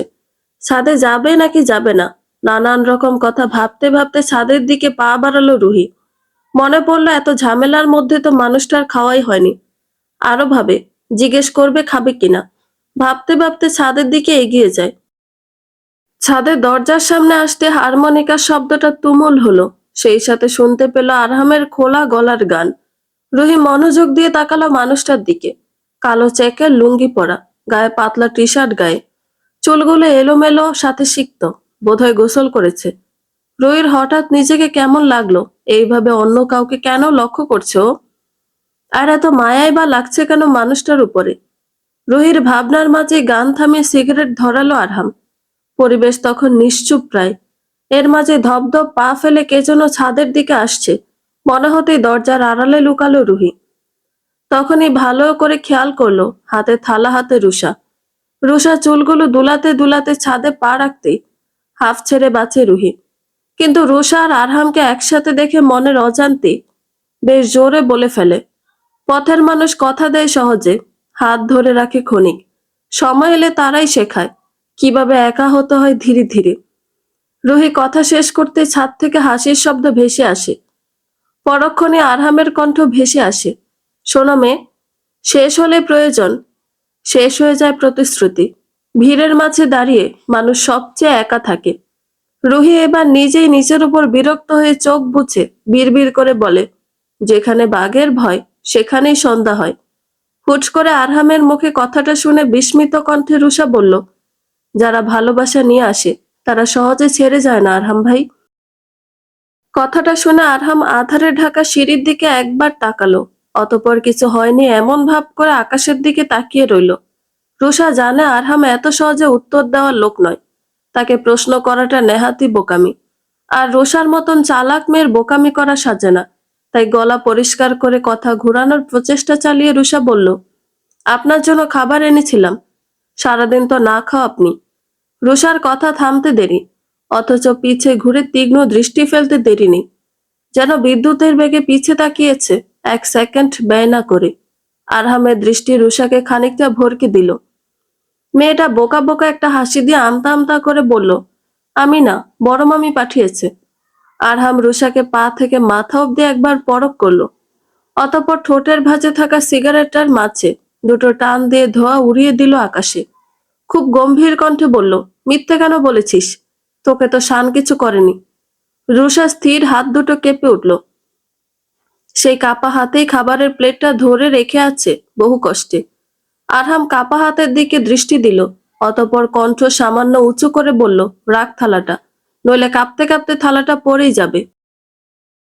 আরহামের কথা শুনে রুষা এবার ভীষণ লজ্জা পেল, তাই টুপ করে টি টেবিলের ওপর খাবারটা রেখে বলল, আমি যাই আরহাম ভাই, মা আবার খুঁজবে।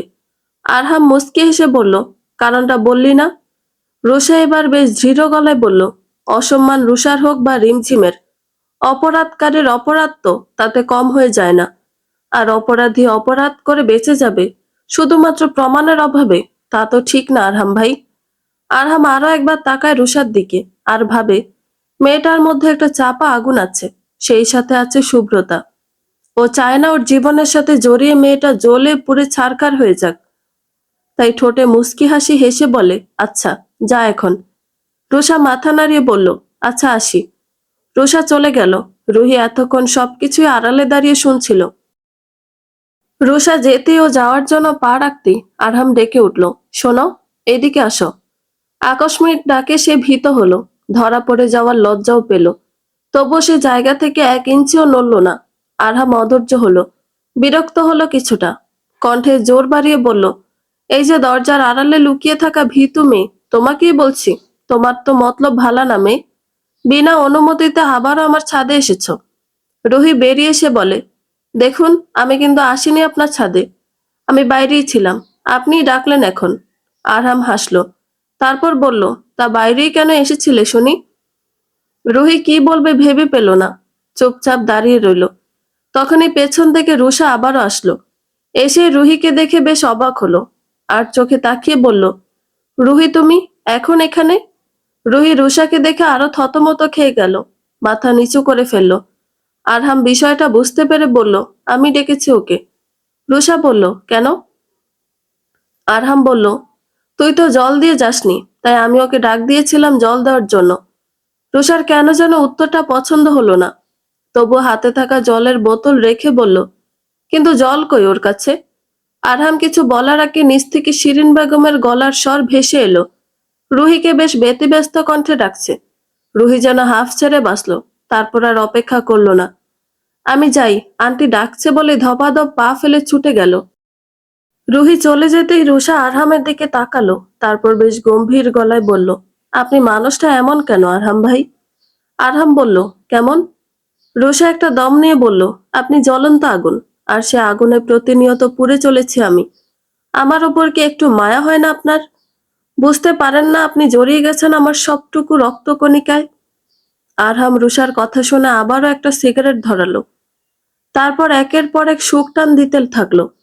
কোনো উত্তর না পেয়ে রুষা বুঝলো আজও তাকে ব্যর্থ হয়ে ফিরতে হবে। তাই আর এক সেকেন্ডও আর দাঁড়ালো না। ব্যস্ত ভঙ্গিতে ছাদ ছেড়ে দিল সে। আরহামের দ্বিতীয় সিগারেটটাও শেষ হলো, আর মোড়া ভেঙে সে অলস ভঙ্গিতে দেহটা টেনে নিয়ে গেল নিজের ঘরটাতে। ঘরের কৃত্রিম আলোটা বন্ধ করে মাথার নিচে দুহাত গুজে শুয়ে পড়ল। থালার ভাত, বোতলে পানি স্থিরভাবে আগের জায়গাতেই পড়ে রইল। আরহাম ছুঁয়েও দেখল না, শুধু হারমোনিকায় সুর তুলল আবারও। এইদিকে ছাদ থেকে নামতেই শিরিন বেগমের সামনে পড়ে রুহি। রুহিকে দেখে শিরিন বেগম বলে, আরে মা রুহি, তুই এখানে? আর তোকে আমি সারা বাড়িতে খুঁজছি। শায়লা তোর ফোনে ফোন করে পায়নি, আবার আমারটাই করেছে। নে কথা বল। মা ফোন করেছে শুনেই মুখে হাসি ফুটে রুহির। ফোন নিয়ে সালাম দিতে ওপাশ থেকে হন্তদন্ত হয়ে শায়লা বলে, কেমন আছিস মা? কোথায় ছিলি? সারাদিন কোনো খবর নেই। রুহি বলে, আরে মা শান্ত হও, একে একে প্রশ্ন করো, সব উত্তর দিচ্ছি। আর আমি ভালো আছি, এখানকার সবাই অনেক ভালো। আর আমার ফোনে নেটওয়ার্ক পাচ্ছে না, তাই ফোন দিতে পারিনি। আচ্ছা মা, দাদি কেমন আছে? শায়লা বলে, ভালো আছে। এখন তোর দাদি। কিন্তু তুই সত্যি ভালো আছিস তো? কোনো সমস্যা হচ্ছে না তো? রুহি বলে, না মা, এটা সবাই খুব ভালো। একদিনই আমাকে আপন করে নিয়েছে। আচ্ছা তুমি কেমন আছো? বাবা কেমন আছে? আর ইহান কি করে? শায়লা বলে, ইহান বাইরে গেছে। আর তুই ভালো থাকলে আমরা সবাই ভালো থাকবো, বুঝছিস? রুহি হাসে। এরপর আরো আধা ঘন্টা মা মেয়ের কথা হয়। রুহির মনটাও ভালো হয়ে যায়। এভাবে কেটে যায় এক সপ্তাহ। সবার সাথে রুহির বেশ ভাব হয়ে গেছে, শুধু রুষা আর ছোট কাকি বাদে। আরহামের সাথে আর দেখা হয়নি, কারণ রুহি এই কয়দিন ছাদের দিকে পা বাড়ায়নি। আজকে সকাল সকাল গোসল করে সবার সাথে রুহিও রেডি হয়ে গেছে। আজকে বাড়ির সব মহিলারা একসাথে যাবে তানিয়ার বিয়ের কেনাকাটা করতে জেলা শহরে। রুহি প্রথমে যেতে না চাইলো, শিরিন বেগমের জোরাজোরিতে যেতেই হচ্ছে। রুহি আজকে নেভি ব্লু কালারের একটা লং গাউন পরেছে, চোখে কাজল, ঠোঁটে হালকা লিপস্টিক। তাতে কি সুন্দর লাগছে মেয়েটাকে। তামিম তো একটু ফ্লার্টিং করে গেল। তারপর একে একে সবাই বের হলো। কেনাকাটা করতে করতে বেলা একটা তখন। উত্তপ্ত দুপুরে শরীর পুড়ে যাওয়ার জোগাড়।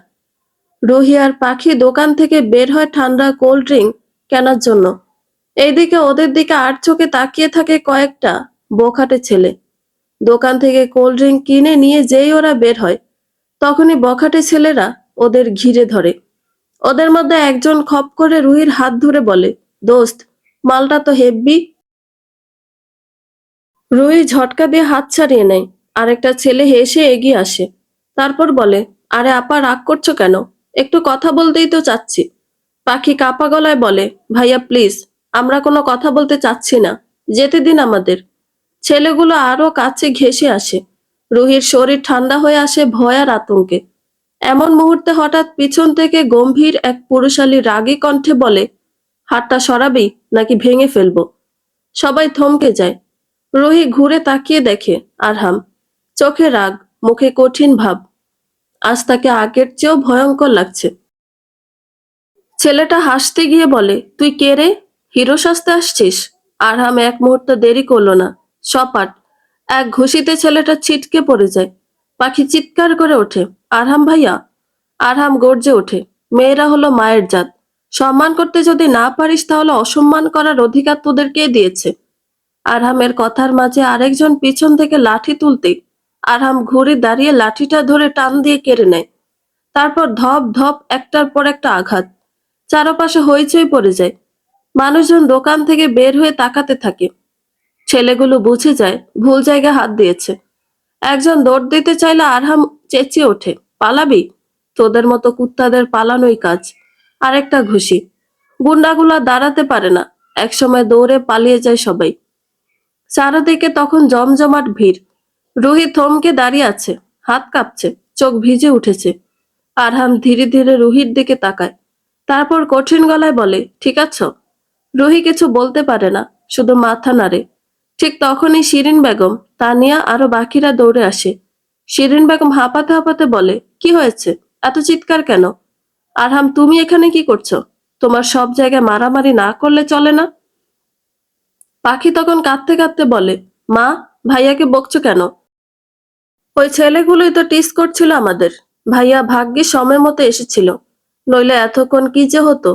শিরিন বেগমের মুখ শক্ত হয়ে যায়। আরহাম বলে, চুপ কর পাখি, তোর মা আমার ভালোটা দেখেছে কখনো? শিরিন বেগম কিছু না বলে রুহিকে বলে, ভয় পেও না মা, আমরা এসে গেছি, সব ঠিক হয়ে যাবে। এর মধ্যে তানিয়া বলে, কিন্তু আরহাম ভাই, আপনি এখানে কি করছেন? সবাই তাকিয়ে থাকে আরহামের দিকে। আরহাম চোখ নামিয়ে বলে, রুহির মা বাবা বারবার ফোন করেও তোমাদের না পেয়ে ল্যান্ডলাইনে ফোন করেছিল। রুহির দাদি অনেক অসুস্থ। রুহি চমকে ওঠে। কি, দাদি অসুস্থ? আরহাম আবার বলে, হ্যাঁ, তোমাকে নিয়ে যেতে বলেছে যত তাড়াতাড়ি সম্ভব। আর আমিও আজকে ঢাকায় ব্যাক করছি, তাই চলো আমার সাথে। রুহি কিছু বলতে চায়, কিন্তু গলা শুকিয়ে যায়। তবুও শিরিন বেগমের দিকে তাকায়। রুহির ভাব বুঝতে পেরে শিরিন বেগম বলে, যাও মা, সাবধানে যাও। আর গিয়ে আমাকে ফোন দিও। আর আরহাম, তোমাকে বলছি, সাবধানে রুহিকে পৌঁছে দিও। রুহি মাথা নাড়ে। আরহাম বলে, চলো। রুহি পাখির দিকে তাকায়। পাখি চোখ ভেজা অবস্থায় বলে, আপু, সাবধানে যেও। রুহি মাথা নাড়ে। তারপর আরহামের পাশে পাশে হাঁটতে থাকে। আরহাম হাঁটছে সামনে, রুহি হাঁটছে পিছনে। হঠাৎ আরহাম থেমে যায়। রুহি ধাক্কা খেয়ে দাঁড়িয়ে পড়ে। আরহাম পিছনে তাকিয়ে গম্ভীর গলায় বলে, ভয় পেয়েছিলে? রুহি চোখ নামিয়ে আসতে বলে, হ্যাঁ। আরহাম কণ্ঠ নিচু করে বলে, যতদিন আমি আছি ভয় পেতে হবে না আর তোমাকে। এই বলে রুহির হাত ধরে। তারপর হাত ধরে টেনে রাস্তার ওপারে নিয়ে যায়। রুহির বুকের ভেতর কেমন জানি কেঁপে ওঠে। রাস্তা পার হতে আরহাম হাত ছেড়ে দেয়। তারপর গাড়ির সামনে এসে গাড়ির দরজা খুলে দেয়। রুহি গাড়িতে উঠে বসে। আরহামও গাড়িতে উঠে। তারপর গাড়ি স্টার্ট করে। প্রায় 4 ঘন্টা জার্নি। রুহি জানালা দিয়ে বাইরে তাকায়। চলন্ত অবস্থা বাইরের গাছপালা ঘরবাড়ি সত্যি অপূর্ব লাগছে। তখনই জানালার কাজ বন্ধ করে দেয় আরহাম। রুহি বিরক্ত হয়ে ভ্রু কুঁচকে ফেলে। তা দেখে আরহাম বলে, ভ্রু কুঁচকালে তোমাকে একেবারে ডাইনি বুড়ির মতো লাগে। রুহি রেগে বলে, কি? আর আপনাকে যে সবসময় রাম গরুরের ছানার মতো লাগে দেখতে। সবসময় গম্ভীর মুখ, যে ভাবটা নেন। আরহাম বলে, তুমি বললেই হলো। জানো, ইউনিভার্সিটি লাইফে কত মেয়ে আমার জন্য পাগল ছিল, কত প্রপোজ পেয়েছি। আর পুরুষ মানুষদের একটু গম্ভীর থাকাই দরকার, তা না হলে মহিলারা মাথায় উঠে বসে। রুহি বলে, তাই নাকি? তা কতজনকে মাথায় তুলেছেন শুনি? আরহাম বলে, কখনো তো গুণে দেখিনি। রুহি বলে, এহ। আরহাম বলে, না, হ্যাঁ। রুহি বলে, আপনি না ঝগড়ুটে, বাজে ছেলে। আরহাম বলে, কি বললে তুমি? তুমি কি তাহলে? তুমি তো ঝগড়ার রানী। রুহি বলে, দেখুন, আমি আর ঝগড়াঝাটি করতে চাইছি না। আরহাম বলে, হ্যাঁ, আমি তো নাচছি তোমার সাথে ঝগড়া করার জন্য। অকৃতজ্ঞ মেয়ে কোথাকার। রুহি এবার বেশ রেগে যায় অকৃতজ্ঞ বলার জন্য। তারপর বলে, গাড়ি থামান, যাব না আমি আপনার সাথে। আমি বলছি ভালোই ভালোই, গাড়ি থামান, নইলে কিন্তু চলন্ত গাড়ি থেকে লাফ দিব। রুহির কথাটা শুনে আরহামের চোখে রাগের আগুন জ্বলে ওঠে। 1 সেকেন্ডও দেরি না করে গাড়ি হঠাৎ করে জোরে ব্রেক কষে থেমে যায়। রুহি সামনের দিকে ঝুঁকে পড়ে, আবার নিজেকে সামলে নেয়। তারপর চোখ বড় বড় করে তাকায় আরহামের দিকে আর বলে, আপনি পাগল নাকি? এভাবে ব্রেক কষলেন কেন? আরহাম গম্ভীর মুখে তাকিয়ে থাকে, কিছু বলে না। রুহি আরহামের দিকে একবার তাকিয়ে দরজার হাতল ধরে টান দিয়ে বলে, আমি নামবো। আমি যাব না আপনার সাথে, বুঝতে পারছেন? আরহাম চল শক্ত করে ঝট করে রুহির হাত চেপে ধরে। স্পর্শ শক্ত, অথচ রাগে কাঁপছে যেন ভিতরে ভিতরে। কণ্ঠে চাপা রাগ নিয়ে বলে, তোমার জন্য কি আমি আবার আমার মায়ের সামনে অপরাধী হব? শোনো, এখন তুমি আমার দায়িত্ব, তাই চুপচাপ বসো। তোমাকে তোমার বাড়িতে পৌঁছে দেওয়ার পরে আমার দায়িত্ব শেষ, বুঝতে পেরেছ? রুহি হাত ছাড়ানোর চেষ্টা করে, কিন্তু পারে না। তারপর ভ্রুকুচকে বলে, বুঝেছি আমি, এবার আমার হাত ছাড়ুন, লাগছে আমার। আরহাম রুহির হাত ছেড়ে দেয়। তারপর গাড়ি স্টার্ট করতে করতে বিড়বিড় করে বলে, এই জন্যই বলে সোজা আঙুলে ঘি না উঠলে আঙুল বাঁকাই করতে হয়। রুহি বলে, কি বললেন? আরহাম বলে, কই কিছু না, চুপচাপ থাকো, নইলে এতক্ষণ হাত চেপে ধরেছিলাম, এইবার গলা চেপে ধরবো। রুহি বিড়বিড় করে বলে, বেয়াদব লোক কোথাকার। আরহাম আর কথা বাড়ায় না। তারপর আবার গাড়ি চলতে শুরু করে। রুহি জানালার বাইরে তাকিয়ে থাকে। চোখের সামনে ভেসে ওঠে দাদির সাথে কাটানো ছোট ছোট মুহূর্ত, ঝগড়া, রাগারাগি। আরহাম খেয়াল করে বিষয়টা। তারপর বলে, তোমার দাদির কথা মনে পড়ছে? রুহি আস্তে বলে, ওই আর কি। আরহাম বলে, বুঝলাম না। রুহি বলে, বোঝ হওয়ার পর থেকে দেখে আসছি দাদি সবসময় আমার মায়ের সাথে খারাপ ব্যবহার করত। দাদির জন্য বাবা ও মাকে বকতো। আবার দাদির সব টান কেমন যেন আমার ফুফাতো ভাই বোনের ওপর বেশি থাকতো। সেই সব দেখে ছোটবেলা থেকে আমাদের সাথে দাদির একটা দূরত্ব তৈরি হয়ে গেছে। কখনো ভালোভাবে কথাও হতো না, কিন্তু তারপরেও দাদির অসুস্থতার খবর পেয়ে কেন যেন খুব কষ্ট হচ্ছে। আরহাম বলে, এটাই তো রক্তের টান, যত ভুল বোঝাবুঝি থাকুক না কেন, সে তো তোমার আপন মানুষ। রুহি কেন যেন আর নিজেকে সামলাতে পারে না, ফ্যাস ফ্যাস করে কেঁদে ফেলে। আরহাম আর কিছু বলে না। আসলে কিছু সময় মানুষকে কাঁদতে দিতে হয়, তাহলে মনের ফাফড় দূর হয়। গাড়ির ভেতর শুধু ইঞ্জিনের শব্দ আর চাপা দম বন্ধ অনুভূতি। 4 ঘন্টা পর গাড়ি থামে ঢাকার এক পুরনো বাড়ির সামনে। রুহি দৌড়ে নেমে যায়। তারপর জোরে ডাক দেয়, মা। ভেতর থেকে কান্নার শব্দ। শায়লা ছুটে এসে মেয়েকে জড়িয়ে ধরে। রুহি কাপা গলায় মাকে বলে, দাদি কেমন আছে মা? হঠাৎ কিভাবে হলো এসব? শায়লার চোখ ভিজে যায়। তারপর বলে, অবস্থা ভালো না। পা ভাঙার পর সুস্থই হয়ে উঠেছিল, কিন্তু কালকে হঠাৎ আবার বিছানা থেকে পড়ে যায়। আর তারপরে পুরো শরীর প্যারালাইজড হয়ে যায়। ডাক্তাররা জবাব দিয়েছে। রুহি আর দাঁড়ায় না, দৌড়ে ঘরের ভেতর ঢুকে পড়ে। বিছানায় শুয়ে আছে মোমেনা বেগম। শরীরটা শুকিয়ে গেছে, নিঃশ্বাস ভারী। এই কয়দিনে কি অবস্থা হয়েছে মানুষটার! এই জন্যই বলে, মানুষের জীবন যৌবনের কোনো গ্যারান্টি নেই। রুহি ধীরে ধীরে বিছানার পাশে আসে। তারপর চুপচাপ বসে দাদির হাত ধরে কাঁদতে কাঁদতে বলে, দাদি। দাদির চোখ ধীরে ধীরে খুলে যায়। কিছু বলতে পারে না, শুধু চোখ দিয়ে টপ টপ পানি গড়িয়ে পড়ে। রুহি আবারও কান্নায় ভেঙে পড়ে। ইহান, আসিফ, শায়লাও সাথে সাথে কেঁদে ফেলে। কিছুক্ষণ পর সবাই চুপ হয়ে যায়। ঘরের ভেতরটা অদ্ভুত এক নিস্তব্ধতায় ডুবে থাকে, যেন বাতাসও কথা বলতে ভয় পাচ্ছে। রুহি দাদির হাত ধরে বসে আছে। হাতটা ঠান্ডা, শুকনো। মাঝে মধ্যে দাদি শুধু চোখ মেলে তাকাচ্ছে, কিন্তু কিছু বলছে না। শায়লা পাশেই বসে কাঁদছে নিঃশব্দে। আসিফ তো কথা বলায় বন্ধ করে দিছে।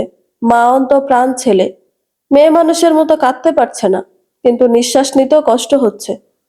শায়লা বারবার সান্ত্বনা দিচ্ছে আসিফকে। ইহান দরজার কাছে দাঁড়িয়ে আছে। ছেলেটা শক্ত হওয়ার চেষ্টা করছে, কিন্তু চোখ দুটো লাল হয়ে আছে। আরহাম ঘরের এক কোণে দাঁড়িয়ে চুপচাপ। একটা অচেনা ভারী কষ্ট বুকের মধ্যে জমে আছে তারও। ঠিক তখনই মোমেনা বেগমের বুক থেকে একটা ভারী শ্বাস বের হয়। ঘরের সবাই থমকে যায়। মোমেনা বেগম ধীরে ধীরে চোখ মেলে তাকায় রুহির দিকে। রুহি কাপা গলায় বলে, দাদি, আমি আছি তোমার কাছে। দাদির ঠোঁট কেঁপে ওঠে। অস্পষ্টভাবে ফিসফিস করে বলে, রূপা। রূপা নামটা শুনে আসিফ বাইরে চলে যায়। সারা জীবন মেয়ে মেয়ে করে যে মানুষটা ছেলের বউ, ছেলের নাতি পুত্রীকে দূরে ঠেলে দিয়েছে, আজ তার এই করুণ দিনও মেয়ে আর জামাইয়ের টিকিটাও খুঁজে পাওয়া যাচ্ছে না। আসিফ কয়েকবার ফোন করেছে, কিন্তু স্পষ্ট রূপা বলেছে, দেখ ভাই, বাড়িটা যখন তোকে দিয়েছে মা, তখন মায়ের কোনো কিছু দেখার দায়িত্ব আমার না। কথাটা শুনে আসিফ অনেক রেগে যায় রূপার উপরে।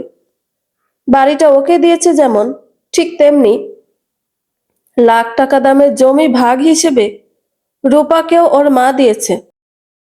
কিন্তু লোভী মেয়ে, তারা আরো চাই। এরপর আর ফোন করেনি রূপাকে আসিফ। রূপাও আসেনি, কিন্তু মা তো, তাই শেষ সময়ে এসেও সেই মেয়ের হাতই খুঁজছে। মোমেনা বেগমের চোখ দিয়ে টপ টপ পানি গড়িয়ে পড়ে। মুখে কষ্টের ছাপ, যেন বলতে চাইছে, জানি অনেক দেরি হয়ে গেছে, তবুও তোরা আমাকে ক্ষমা করে দিস। রুহি শক্ত করে দাদির হাত ধরে কাঁদতে কাঁদতে বলে, দাদি, আপনি ঠিক হয়ে যাবেন। মোমেনা বেগম হ্যাঁ না কিছু বলে না। হয়তো সেও বুঝে গেছে আর ঠিক হওয়ার সময় নেই। এইদিকে ঘরের এক কোণে আরহামকে দেখে শায়লা মনে পড়ে যায়। এ বাবা, ছেলেটা কখন এসেছে, আর আমরা কিনা এভাবে দাঁড় করিয়ে রেখেছি। শায়লা তড়িঘড়ি আরহামের কাছে এসে বলে, এ কি আরহাম বাবা, দাঁড়িয়ে আছো কেন, বসো। আসলে দেখছোই তো বাবা পরিস্থিতি, কারো মাথায় ঠিক নেই। একটু বসো বাবা, আমি নাস্তার ব্যবস্থা করছি। আরহাম মাথা নেড়ে বলে, না আন্টি, প্লিজ কিছু করবেন না, আমি চলে যাব। আপনারা। আরহাম কথা শেষ করার আগে ইহান এগিয়ে এসে বলে, ভাই, এখন যাবেন না, সন্ধ্যা হয়ে গেছে, বাড়ি যেতে যেতে রাত হয়ে যাবে, আজকে থাকুন প্লিজ। শায়লাও বলে, হ্যাঁ বাবা, প্রথমবার এসেছো, পরিস্থিতির জন্য তো কিছুই করতে পারছি না, কিন্তু তুমি এইভাবে যেও না। রুহিও চোখ তুলে তাকায়, চোখে অনুরোধ ভাব স্পষ্ট। আরহাম যেন একটু থমকে যায়, সে ধীরে ধীরে বলে, আচ্ছা আন্টি, থাকবো আজকে আমি। শায়লা চোখ মুছে বলে, আচ্ছা বাবা। ইহান, আরহামকে তোর ঘরে নিয়ে যা, ছেলেটা একটু ফ্রেশ হয়ে নিক। ইহান হ্যাঁ বলে আরহামকে ঘরে নিয়ে যায়। শায়লাও রান্না করতে রান্নাঘরে যায়। রুহি ফ্রেশ হয়ে এসে আবারও দাদির কাছে বসে, তারপর ফোন দেয় শিরিন বেগমের কাছে। তারপর শিরিন বেগমকে জানায় পৌঁছে গেছে ভালোভাবে, আর আরহাম আজকে এখানে থাকবে। শিরিন বেগম মোমেনা বেগম কেমন আছে জানতে চাইলে রুহি কেঁদেই ফেলে। ভালো না, কখন কি হবে বলা যাচ্ছে না। শিরিন বেগম রুহিকে সান্ত্বনা দিয়ে ফোন রেখে দেয়। রাত্রিবেলা শায়লা টেবিলে খাবার রাখে, সবাই খেতে বসে, কিন্তু কারো মন ভালো নেই। সবাই এক টুকরো খেয়ে উঠে পড়ে। ভাত পানি সব টেবিলে স্থির পড়ে থাকে। রাত গভীর, আরহামের চোখে ঘুম নেই, সিগারেটের নেশা উঠেছে। পাশে ইহান ঘুমাচ্ছে। আরহাম বিছানা থেকে উঠে বসে, তারপর সিগারেট লাইটার নিয়ে ছাদের দিকে যায়। ছাদে গিয়ে সিগারেটে এক টান দিতেই রুহি পেছন থেকে বলে, ধোয়ার টানে ঠিকই ছাদ খুঁজে নিয়েছেন। আরহাম আরেক টান দিয়ে বলে, এর টান তুমি বুঝবে না। রুহি হেসে বলে, দরকারও নেই বোঝার। আরহাম বলে, তাহলে তুমি এখন কি করছো ছাদে? রুহি বলে, এমনি ঘুম আসছিল না, তারপর দেখলাম আপনি খুঁজে খুঁজে ছাদে আসছেন, তাই ভাবলাম আমিও আসি। আরহাম বলে, কিন্তু কেন? রুহি বলে, আপনাকে জ্বালাইতে। আরহাম হেসে বলে, আমাকে জ্বালাতে যে আসবে তাকেও যে সমান তালে পড়তে হবে। রুহি কিছু বলে না, শুধু তাকিয়ে থাকে আরহামের দিকে। প্রথমবার হাসতে দেখছে মানুষটাকে, হাসি মুখে কি সুন্দরটাই না লাগছে। রুহিকে এইভাবে তাকাতে দেখে আরহাম বলে, কি দেখছো এইভাবে? হুম? রুহি আরহামের কথা শুনে নিজেকে সামলে বলে, আপনার মুন্ডু। থাকেন আপনি, আমি দাদির কাছে গেলাম। কথা শেষ করে চলে যায় রুহি। আরহাম সিগারেটে আরেকটা টান দিয়ে মনে মনে হেসে ওঠে। কি ভেবে হাসে তা তো আরহামই জানে। ঘরের ভেতর শুধু মোমেনা বেগমের নিঃশ্বাসের শব্দ। হঠাৎ একটা অদ্ভুত শান্তি নেমে আসে। মোমেনা বেগম একবার চোখ মেলে তাকায় ছাদের দিকে, কিছু খুঁজছে যেন। তারপর খুব আস্তে ফিসফিস করে বলে, কেউ এলো না। শায়লা পাশে বসে কান্না করতে করতে বলে, মা, সবাই তো আছে, আমি আছি, রুহি আছে, আপনার ছেলে আছে। আসিফ মায়ের হাত চেপে ধরে, মুখে হারানোর ভয়। চুপ করে মোমেনা বেগম চোখ বন্ধ করে দেয়। শেষ শ্বাসটা বের হয় ধীরে, আর তারপর সব নিস্তব্ধ। একটা চাপা চিৎকার বের হয় রুহির গলা থেকে, দাদি। শায়লা মেঝেতে বসে পড়ে। আসিফ মায়ের হাত ধরে চিৎকার করে কেঁদে ওঠে। এই প্রথম সে বুঝতে পারে মানুষ সারা জীবন কত ভুল করে, শেষ সময়ে এসে শুধু শূন্যতা রেখে যায়। রুহির মাথার ভেতর শুধু একটা প্রশ্ন ঘুরতে থাকে, মানুষগুলো এমন কেন, কেন ছেড়ে যায় এভাবে। ঘরের ভেতর তখনও কান্নার শব্দ থেমে নেই। মোমেনা বেগমের নিথর শরীরটা বিছানায় পড়ে আছে। রুহি দাদির হাত ধরে বসে আছে বোবা হয়ে। শায়লা কাঁদতে কাঁদতে অজ্ঞান হওয়ার মতো অবস্থা। আর আসিফ মায়ের হাত ধরে শুধু ফেল ফেল করে তাকিয়ে আছে। বাইরে তখন ফজরের আজান ভেসে আসছে। ধীরে ধীরে আশেপাশের লোকজন আসতে শুরু করেছে। নানান লোকে নানান কথা বলছে। এর মধ্যেই দরজার বাইরে হঠাৎ গাড়ির শব্দ। তারপরে কেউ চিৎকার করে কাঁদতে কাঁদতে দৌড়ে এসে বলে, ভাইয়া, ভাইয়া। চেনা একটা গলা। সবাই সেই দিকে তাকায়। দরজা ঠেলে ভেতরে ঢুকে পড়ে রূপা। চোখে কাজল মাখামাখি, চুল এলোমেলো, মুখটা কাঁদতে কাঁদতে লাল হয়ে গেছে। রূপা বিছানার দিকে তাকিয়ে এক মুহূর্ত থমকে যায়, তারপর চিৎকার করে বলে, মা। চিৎকার করে মাটিতে বসে পড়ে। কাঁদতে কাঁদতে মায়ের শরীরটা জড়িয়ে ধরে বলে, মা, তুমি চলে গেলে? আমাকে না দেখেই চলে গেলে? না, তুমি এইভাবে আমাকে ছেড়ে যেতে পারো না। রুহি তাকিয়ে থাকে ফুফুর দিকে, তারপর মনে মনে বলে, দুনিয়াবি স্বার্থের জন্য মাকে শেষ দেখা দেখলে না, এখন কেন এমন করছো? রূপা কান্নার মাঝে হঠাৎ মাথা তুলে আসিফের দিকে তাকিয়ে বলে, ভাইয়া, আমাকে জানালে না কেন? আসিফের চোখে তখন আগুন। সে বসা থেকে দাঁড়িয়ে যায়, তারপর বলে, জানতে চেয়েছিস তুই? তুই তো মায়ের কোনো খবর জানতে চাসনি। রূপা থমকে যায়, তারপর কাঁদতে কাঁদতেই বলে, ভাইয়া, আমি রাগ করে বলেছিলাম। আসিফ হেসে ওঠে, একটা তিক্ত হাসি, তারপর বলে, রাগ করে? মা মরছে আর তুই রাগ করছিলি? রূপা এবার চিৎকার করে উঠে বলে, ভাইয়া, তুমি তো একবার বলতে পারতে মায়ের অবস্থা এত খারাপ। তুমি কেন বললে না? তুমি আরো রাগ দেখালে। শায়লা কাঁদতে কাঁদতে বলে ওঠে, রূপা, এখন এসব কথা বাদ দে না। ভাই বোন পরেও ঝগড়া করতে পারবি। রূপা শায়লার দিকে তাকিয়ে দাঁত চেপে বলে, তুমি চুপ থাকো ভাবি। তোমার জন্য মা আমাকে দূরে ঠেলেছে। এই কথা আসিফ আর থাকতে পারে না। সে রেগে গর্জে উঠে বলে, থাম রূপা, থাম। আমার মুখে আর কথা আনিস না। কথা তো তোর নয়, যেন বিষ উগলাচ্ছিস। রূপা চোখ মুছে উঠে দাঁড়ায়, গলা তীক্ষ্ণ। বিষ? বিষ তো তোমরা আমাকে সারা জীবন খাইয়েছো ভাইয়া। রুহি এবার ফিসফিস করে বলে, ফুফু, দাদি তো আর নেই, এখন এসব? রূপা ঘুরে তাকায় রুহির দিকে, চোখে হিংস্রতা। তারপর বলে, বিষ ঢালার কি দেখছো এবার? দেখাবো। আমিও দেখবো ভাইজান, তোর ওই পোড়া কপালি মেয়েকে পার করিস কিভাবে। এই কথা শুনে আসিফ যেন পাগল হয়ে যায়। সে এগিয়ে এসে চিৎকার করে বলে, বের হয়ে যা, এখনই বের হয়ে যা আমার বাড়ি থেকে। একবার কপাল পুড়িয়েছিস আমার মেয়ের, আবার সেই দিকে নজর দিয়েছিস। রূপা কেঁপে ওঠে, এক মুহূর্ত চুপ করে থেকে বলে, ঠিক আছে, আমি যাচ্ছি, কিন্তু মনে রাখবি ভাইজান, সব মনে থাকবে আমার। এই বলে কাঁদতে কাঁদতে ঘর থেকে বেরিয়ে যায়। সব লোকজন নানান কথা বলতে থাকে। শায়লা আসিফের হাত ধরে কাঁদতে কাঁদতে বলে, থামো, এখন এসব করলে লোকজন কি বলবে? আর মাও শান্তি পাবে না। প্লিজ থেমে যাও। ইহানও বলে, বাবা প্লিজ থামো। আরহাম দূরে দাঁড়িয়ে সব দেখছিল, তার চোখেও একটা চাপা বিস্ময়। মানুষগুলো সত্যি এমন কেন? কিছুক্ষণ পর মোমেনা বেগমকে গোসল করিয়ে কাফনে জড়িয়ে উঠানে আনা হয়। সাদা কাপড়ের নিচে শুয়ে থাকা মানুষটা যেন ঘুমাচ্ছে। রুহি বুক ফেটে কাঁদে। আসিফ চুপচাপ দাঁড়িয়ে। শায়লা বারবার বলছে, মা ক্ষমা করে দিও, মা। এরপর নিয়ে যাওয়া হয় মোমেনা বেগমকে। তারপর জানাজা পড়ানো হয়। আল্লাহু আকবার ধ্বনিতে চারিদিক ভারী হয়ে ওঠে। তারপর কবরস্থানে মাটি পড়তে শুরু করে। টুপ টুপ টুপ। শেষবারের মতো মায়ের মুখটা ঢাকা পড়ে যায়। আসিফ তখন আর নিজেকে ধরে রাখতে পারে না। সে মাটিতে বসে পড়ে কাঁদতে কাঁদতে। কিছু সময় পর বাড়ি ভর্তি মানুষ, কেউ আসে, কেউ যায়। শিরিন বেগমও যেতে চায়, কিন্তু শায়লা হাত ধরে বলে, প্লিজ শিরিন, কটা দিন থেকে যা আমার কাছে। দেখছিস তো বাড়ির পরিস্থিতি, সবাই ভেঙে পড়েছে, আমি একা ওদের সামলাতে পারবো না। আরহাম বাবাকেও বল কটা দিন থেকে যেতে। শিরিন বেগম শায়লার কথা ফেলতে পারে না, থাকতে রাজি হয়ে যায়। এইদিকে ছাদে দাঁড়িয়ে রুহি ধীরে ধীরে বলে ওঠে, নিজের মানুষগুলো কেন এমন বদলে যায়? সম্পর্কের থেকে সম্পদ এত দামি?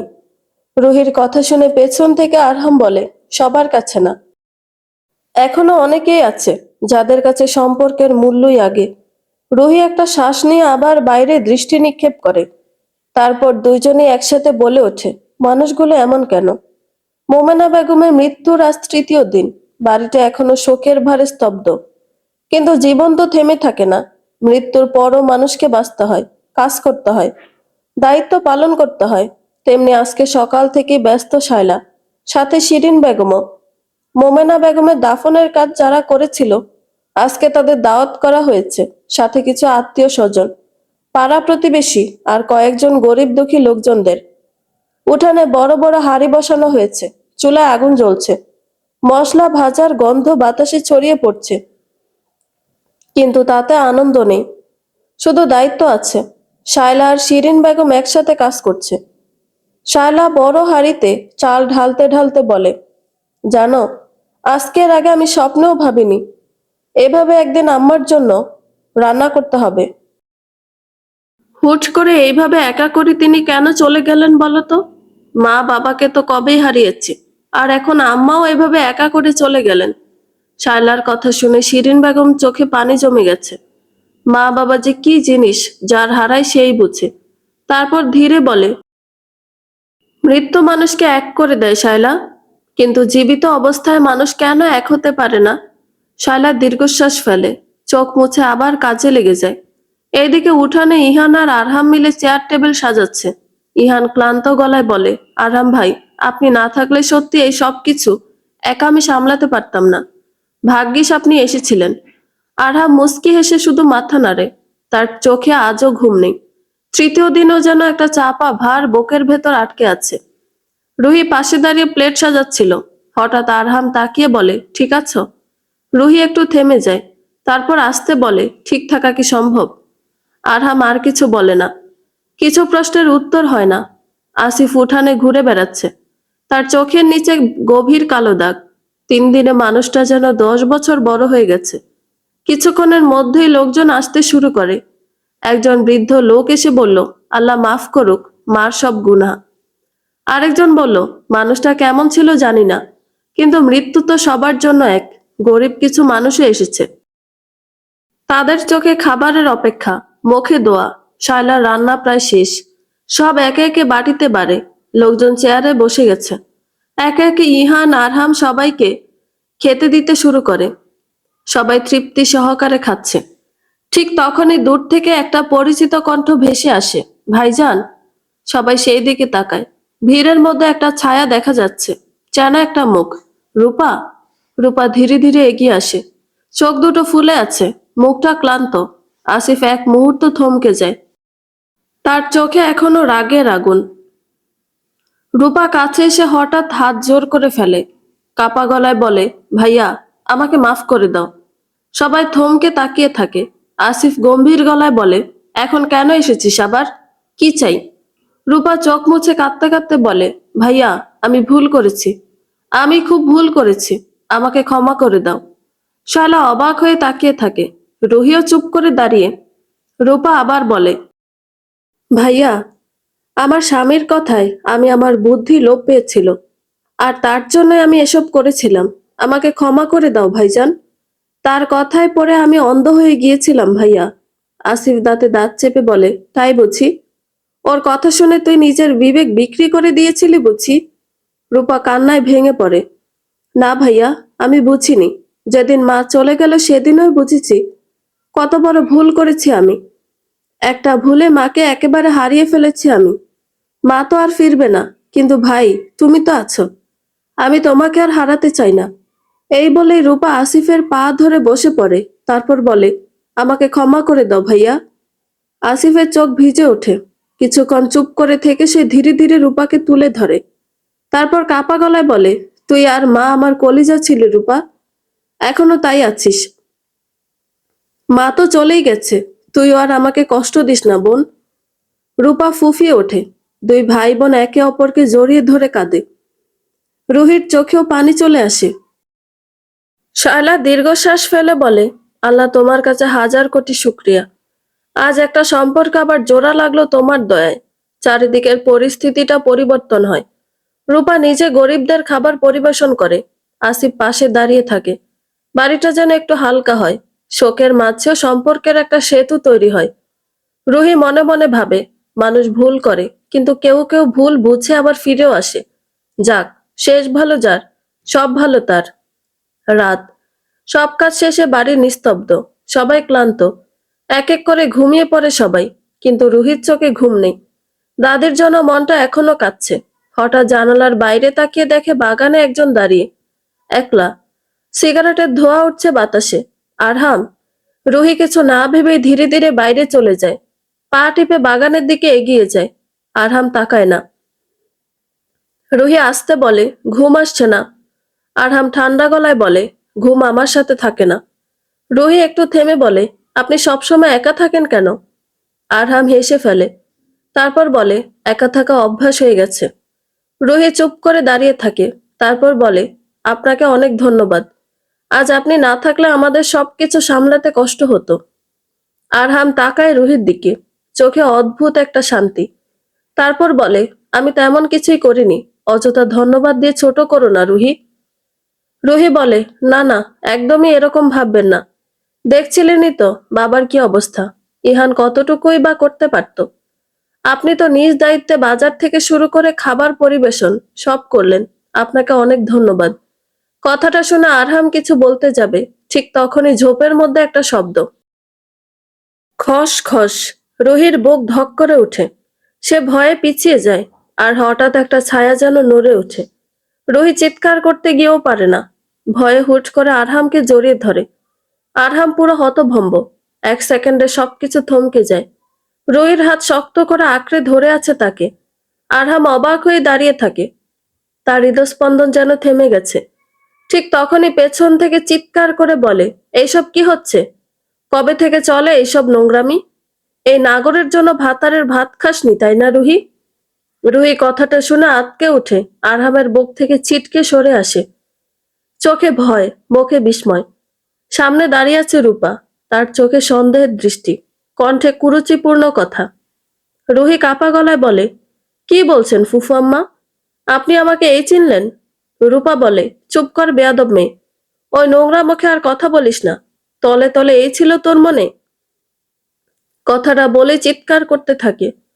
একে একে বাড়ির সমস্ত মানুষ ও আশেপাশের মানুষ আসতে থাকে। সবাই এসে ছি ছি করতে থাকে।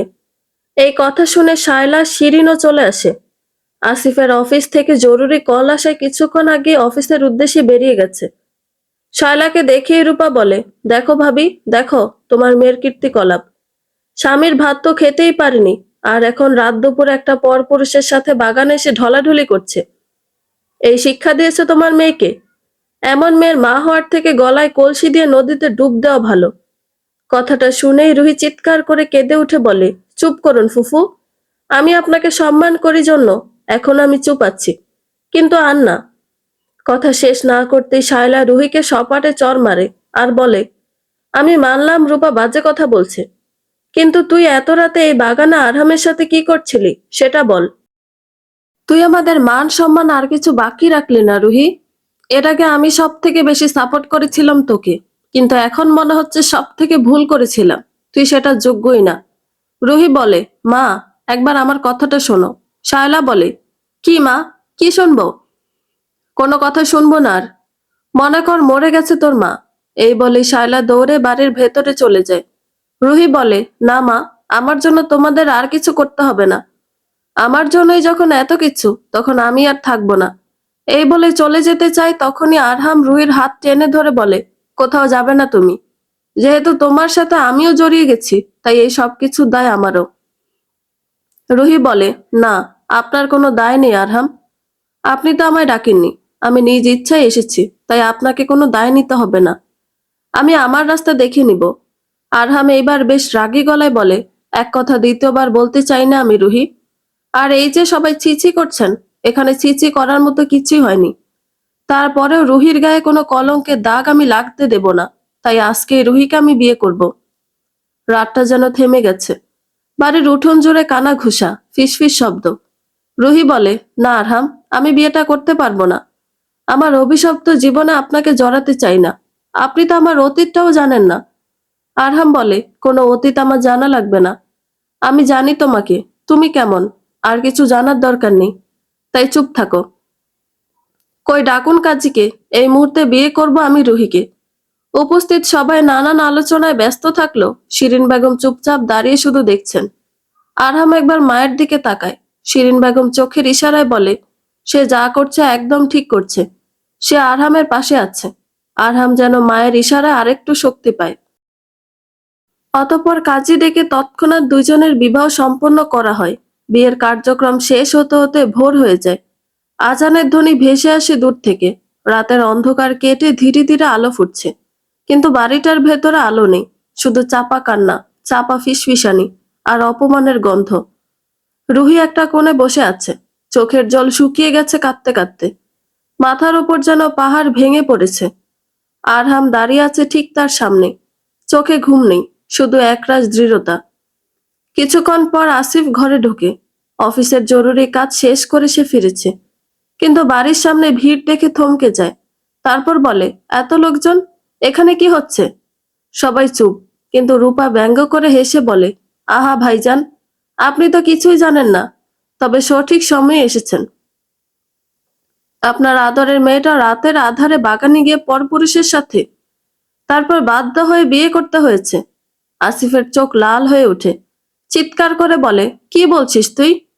শায়লা, কি বলছে রূপা? এটা সত্যি? শায়লা তখন ভেঙে পড়ে, কাঁদতে কাঁদতে বলে, হ্যাঁ রূপা সত্যি বলছে। রুহির বুকটা কেঁপে ওঠে। সে মাথা তোলে না, কিছু বলে না। অপমান মানুষকে চুপ করিয়ে দেয়। আসিফ এবার রুহির দিকে এগিয়ে আসে। তারপর বলে, কি হয়েছে রুহি, তুই বল। রুহি চুপ করে থাকে, রাগে অপমানে ঘৃণায় মরে যেতে ইচ্ছে করে। ঠিক তখনই আরহাম সামনে এসে দাঁড়ায়, দৃঢ় গলায় বলে, ও কিছু বলবে না, কারণ যখন কথা বলতে চেয়েছিল তখন ওকে কথা বলার সুযোগই দেওয়া হয়নি। কিন্তু আমি বলছি আঙ্কেল, সত্যিটা কি? শায়লা থমকে যায়। আরহাম একবার দম নিয়ে এক নিঃশ্বাসে বলে, কাল রাতে আমি বাগানে ছিলাম, সত্যি বলতে স্মোক করছিলাম। আর রুহি এইখানে এমনি আসেনি, ওর কাছে আমার একটা ওষুধ ছিল, সেটা দিতে এসেছিল। এই যে ওষুধটা, এটা না খেলে আমি ঘুমাতে পারি না। বিশ্বাস না হলে আমার মাকেই জিজ্ঞেস করুন। আর এটাই দিতে রুহি আসে। ব্যাস, এইটুকু কাহিনীর জন্য এই মিসেস রূপা যা তা বললেন আমাদের। রূপা এবার তেড়ে এসে বলে, তাই নাকি? তা একে অপরকে জড়িয়ে ধরেছিলে কেন শুনি? আরহাম বলে, আপনি জড়িয়ে ধরে দেখতে পেলেন, কিন্তু সামনে থাকা কালো বিড়াল দেখতে পেলেন না। রুহি যে বিড়ালে ভয় পায় এটা নিশ্চয়ই আঙ্কেল আপনার অজানা নয়। আপনার চোখ নোংরা, তাই সবকিছুই আপনার নোংরা লাগে। আপনি যদি মানুষ হতেন তাহলে এই সামান্য ঘটনার জন্য কুৎসা ছড়িয়ে বাড়ির মানুষ ডাকিয়ে এনে একটা মেয়েকে নোংরা অপমান করতে পারতেন না। রূপা চেঁচিয়ে ওঠে, তুই চুপ কর, তুই তো। আসিফ এবার রাগে ফেটে পড়ে। তারপর বলে, তুই চুপ কর রূপা। রূপা থমকে যায়। আসিফ সামনে এসে বলে, আমারই ভুল হয়েছে তোকে ক্ষমা করে আবার এই বাড়িতে জায়গা দেওয়া। একবার আমার মেয়ের জীবন নষ্ট করে শান্তি পাসনি, আবার সে একই কাজ করেছিস। আজকে থেকে তুই আমার বোন না, আমার কোনো বোন নেই। রূপা হতভম্ব। তারপর বলে, ভাইয়া আমি তো। আসিফ গর্জে উঠে বলে, বের হয়ে যায় এখান থেকে। রূপা কাঁদতে কাঁদতে বলে, আমি দেখে নিব তোমাদের ভাইজান। এই বলেই সে বেরিয়ে যায়। ঘরের বাতাস ভারী হয়ে পড়ে। আসিফ এবার শায়লার দিকে তাকায় আর বলে, আর তুমি? শায়লা কেঁপে ওঠে। আসিফ বলে, একটা মেয়েকে জন্ম দিয়েছ, বড় করেছো, আর একটা মানুষের কথা শুনে তার চরিত্র নিয়ে সন্দেহ করেছো। শায়লা কান্নায় ভেঙে পড়ে আর বলে, আমি মা, আমি ভয় পেয়েছিলাম। আসিফ দীর্ঘশ্বাস ফেলে। ঠিক তখনই শিরিন বেগম সামনে আসে, চোখে কঠিন শান্তি। তারপর বলে, আসিফ ভাই চুপ করেন, আর সিন ক্রিয়েট করবেন না। শায়লার জায়গায় আপনি থাকলেও হয়তো সেম কাজটাই করতেন। তবে যা হওয়ার হয়েছে, এখন রুহি আমার ছেলের বউ, আমি ওদের সাথে নিয়ে যাচ্ছি। শায়লা অসহায়ভাবে তাকায় রুহির দিকে। রুহির চোখ শূন্য। আরহাম তখন ধীরে বলে, না মা। শিরিন বেগম বলে, কেন আরহাম? আরহাম দৃঢ় কণ্ঠে বলে, ওকে আমি বিয়ে করেছি, এখন থেকে ওর সব দায়িত্ব আমার। ওর ভালো মন্দ সব দেখব আমি। এই বিয়েটা আমাদের বাড়িতেও কেউ সহজ চোখে দেখবে না। আর আমি চাই না রুহি আর কারো কাছে অপমানিত হোক, তাই ও আমার সাথে থাকবে। রুহি কি পারবে না আমার সাথে মানিয়ে নিতে? প্রথমে একটু কষ্ট হবে, কিন্তু বিশ্বাস করো আমায়, ভালোবাসার কোনো অভাব হবে না। রুহি অবাক হয়ে তাকায়। রুহি চাহনি আরহামকে সব বলে দেয়। আরহাম রুহির দিকে হাত বাড়ায়, তারপর বলে, চলো রুহি। রুহির চোখে পানি জমে ওঠে। সে আর কিছু বলে না, শুধু ধীরে ধীরে উঠে দাঁড়ায়। তারপর শক্ত করে আরহামের হাত ধরে। আরহাম তাকে নিয়ে বেরিয়ে যায়। পেছনে পড়ে থাকে একটা ভাঙা পরিবার, একটা ভুল বোঝাবুঝি, আর একটা প্রশ্ন, মানুষগুলো এমন কেন? আরহাম রুহির হাত ধরে বাড়ির গেট পেরিয়ে বাইরে বেরিয়ে আসে। পেছনে পড়ে থাকে অপমান, কান্না, ভুল বোঝাবুঝি, আর মানুষের কটু কথা। ঢাকার ভোরের বাতাসটা কেমন যেন ভারী। তবু আরহামের পাশে হাঁটতে হাঁটতে রুহির মনে হচ্ছিল অদ্ভুত এক শান্তি। এই প্রথম কেউ তাকে শক্ত করে ধরে রেখেছে। মনে হচ্ছে খুব আপন কেউ তারও আছে। কিছুক্ষণ পর আরহাম রুহিকে নিয়ে আসে ঢাকার ছোট্ট এক রুমের একটা বাসায়। ঘরটা খুব বড় না, একটা ছোট বিছানা, পাশে একটা টেবিল, রান্নার জন্য ছোট কর্নার। তবুও ঘরটার ভেতর একটা শান্তি আছে। আরহাম চারপাশ দেখিয়ে বলে, জানি এখানে থাকতে তোমার কষ্ট হবে, তবে আপাতত থাকো। আমি একটা কাজের ব্যবস্থা করি, তারপর সব ঠিক হয়ে যাবে। রুহি চুপ করে দাঁড়িয়েছিল। তার চোখে ভয় আর বুকের ভেতর জমে থাকা হাজার কথা।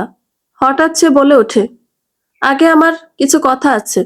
আরহাম তাকায়। রুহি ধীরে ধীরে বলে, আপনি হুট করে আমার অতীত না জেনে বিয়ের মতো সম্পর্কে জড়ালেন।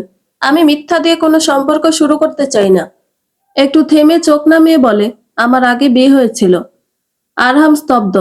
রুহির গলা কাঁপতে থাকে। 6 মাসের বিবাহিত জীবন ছিল আমার। বিয়ের পর থেকে শ্বশুর শাশুড়ি যৌতুকের জন্য অত্যাচার করত, আর আমার এক্স হাজব্যান্ড সে সবকিছু দেখেও কিছু বলতো না। তবু আমি সব সহ্য করেছি। কিন্তু একদিন হুট করে সে আমাকে বাবার বাড়িতে রেখে যায়। তারপর হুট করে যোগাযোগ বন্ধ। তারপর একদিন ডিভোর্স পেপার পাঠায়। তারপর আর কোনোদিন যোগাযোগ করেনি।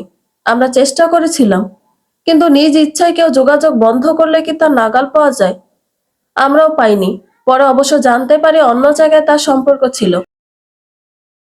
রুহির চোখ ভিজে ওঠে, তবু শান্ত গলায় বলে, দেখুন, এখনো যদি আমাকে নিয়ে আপনার কোনো দ্বিধা থাকে, নির্দ্বিধায় বলবেন। আমি আপনার জীবন থেকে চলে যাব। আর কিছু বলতে না দিয়ে আরহাম রুহির ঠোঁটে আঙুল রাখে। তার কণ্ঠ কঠিন, কিন্তু ভরা ভালোবাসায় বলে, চুপ, কোথাও যাবে না তুমি, বুঝলে? রুহি কাঁপা চোখে তাকায়। আরহাম ধীরে বলে, তোমার অতীতে কে ছিল তা জানার বিন্দুমাত্র ইচ্ছে নেই আমার। আমি চাই এখন থেকে, এই মুহূর্ত থেকে তোমার বর্তমান, তোমার ভবিষ্যৎ শুধু আমি হই। রুহি শুধু মাথা নাড়ে, তারপর শক্ত করে আবারও আরহামকে জড়িয়ে ধরে। জীবনে আবার রুহি বিশ্বাস করতে শেখে। এরপর থেকে শুরু হয় দুজনের টোনাটনি সংসার। ছোট্ট ঘর, অল্প টাকা, হাজার স্বপ্ন। আরহাম কিছুদিন চাকরির চেষ্টা করলো, পরে ছোট একটা ব্যবসা শুরু করে। রুহি পাশে থেকে সাহস দেয়। কেটে যায় 2 বছর। আরহামের পরিশ্রমে ধীরে ধীরে ব্যবসা বড় হতে থাকে। সবার সাথে এখন সম্পর্কটাও স্বাভাবিক হয়। শিরিন বেগম যে ছেলের বিপথে যাওয়ার জন্য ছেলের সাথে কথা বলতো না, ছেলের আবার ঠিক পথে আসায় সেই আগে হাত বাড়ায়। ছেলে আর বৌমাকে পূর্ণ সহযোগিতা করে সফল হতে। এরপর রুহি আর আরহাম ছোট বাসা ছেড়ে বড় বাসায় শিফট হয়। রুহি এখন 5 মাসের প্রেগনেন্ট। শায়লা আর শিরিনের কড়া শাসন আর অদ্ভুত যত্নে সে থাকে। রুহির প্রেগনেন্ট হওয়ার খবর শুনে শিরিন বেগম প্রায় স্থায়ীভাবে এখানে চলে আসে। শায়লাও মাঝে মাঝে এসে মেয়েকে জড়িয়ে ধরে কাঁদে। আরহাম তো বাবা হওয়ার খুশিতে পাগল প্রায়। সব মিলিয়ে রুহিও খুব খুশি। তার জীবনে আলো এসেছে। দিনটা শুক্রবার। রুটিন চেক আপ করাতে ডাক্তারের কাছে এসেছে রুহি আর আরহাম। ডাক্তার দেখানো শেষে কিছু টেস্টের রিপোর্ট আনতে রুহিকে রেখে বাইরে যায় আরহাম। বেশ কিছুক্ষণ বসে থেকে একটু উঠে দাঁড়ায় রুহি। ঠিক তখনই করিডোরে হঠাৎ তার চোখ আটকে যায়। রিফাতের মতো একজন মানুষ। আরহাম ফিরে আসার আগেই রুহি তাকিয়ে দেখে রিফাতও তাকে চিনে ফেলে। কিন্তু রুহি খেয়াল করে রিফাতের চেহারা একদম বদলে গেছে। চোখ বসে গেছে, শরীর শুকিয়ে গেছে, চুল নেই বললেই চলে। রিফাত রুহিকে দেখে কষ্ট করে হাসে। তারপর বলে, রুহি, কেমন আছো? কিছুক্ষণ নীরবতা। রুহি কিছু বলে না। রিফাত চোখ নামিয়ে বলে, আমি জানি আমি অনেক বড় অন্যায় করেছি, যার ক্ষমা হয় না রুহি। তারপরও বলছি, পারলে আমাকে ক্ষমা করে দিও রুহি। অবশ্য তুমি যদিও ক্ষমা করো, মহান আল্লাহ তাআলা আমাকে ক্ষমা করেনি। রুহি বলে, মানে? রিফাত বলে, তোমার সাথে ডিভোর্সের পর আমি আমার খালাতো বোনকে আবার বিয়ে করি। সবকিছু ঠিকই চলছিল, কিন্তু ওই যে পাপ বাপকেও ছাড়ে না, আমাকেও ছাড়েনি। কিছুদিন পরে আমি হঠাৎ অসুস্থ হয়ে পড়ি। তারপর টেস্ট করে জানতে পারি আমার ক্যান্সার, তাও 3rd স্টেজে। হাতে গোনা কিছুদিন আমার হাতে আছে। চিকিৎসা করেও তেমন ফল পাওয়া যাবে না। এইসব জেনে আমার ওয়াইফ অন্য একটা ছেলের সাথে পালিয়ে যায়, আমার সমস্ত টাকা পয়সা গয়না নিয়ে। এই সব কিছু আমার বাবা সহ্য করতে পারে না, স্ট্রোক করে মারা যায়। মায়ের অবস্থা ভালো না। আমি প্রতি মুহূর্তে নিজের ভুল বুঝতে পারি। তোমাকে খোঁজার চেষ্টা করেছি, কিন্তু পাইনি। আজকে দেখা হয়ে ভালোই হয়েছে। শেষবারের মতো বলছি, ক্ষমা করে দিও আমাকে। রোহিত চোখে পানি আসে, কিন্তু এবার সেই কান্না দুঃখের না, মুক্তির। রোহিত ধীরে বলে, আমি তোমাকে ক্ষমা করে দিয়েছি রিফাত। কারণ তোমাকে ঘৃণা করে আমি আর নিজের জীবন নষ্ট করতে চাই না। রিফাত ফুঁফিয়ে ওঠে। তখনই ওকে ডাক্তারের ঘর থেকে ডাকে। রিফাত চোখের জল মুছে বলে, ভালো থেকো রুহি। হয়তো এই জীবনে আর আমাদের দেখা হবে না, তবু শেষ সময়ে চাই তুমি খুশি থাকো, ভালো থাকো। এই বলে রিফাত চলে যায়। ঠিক তখনই আরহাম এসে দাঁড়ায় রুহির পাশে। রুহির আরহামের হাত শক্ত করে ধরে আর মনে মনে বলে, জীবনটা সত্যি অদ্ভুত।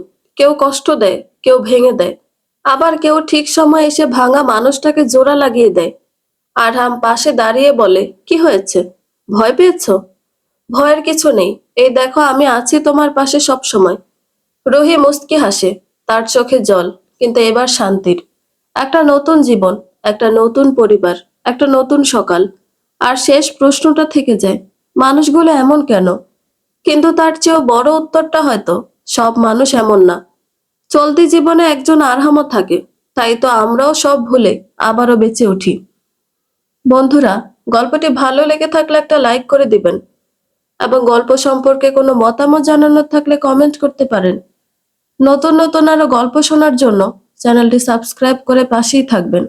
ধন্যবাদ সবাইকে, ভালো থাকবেন।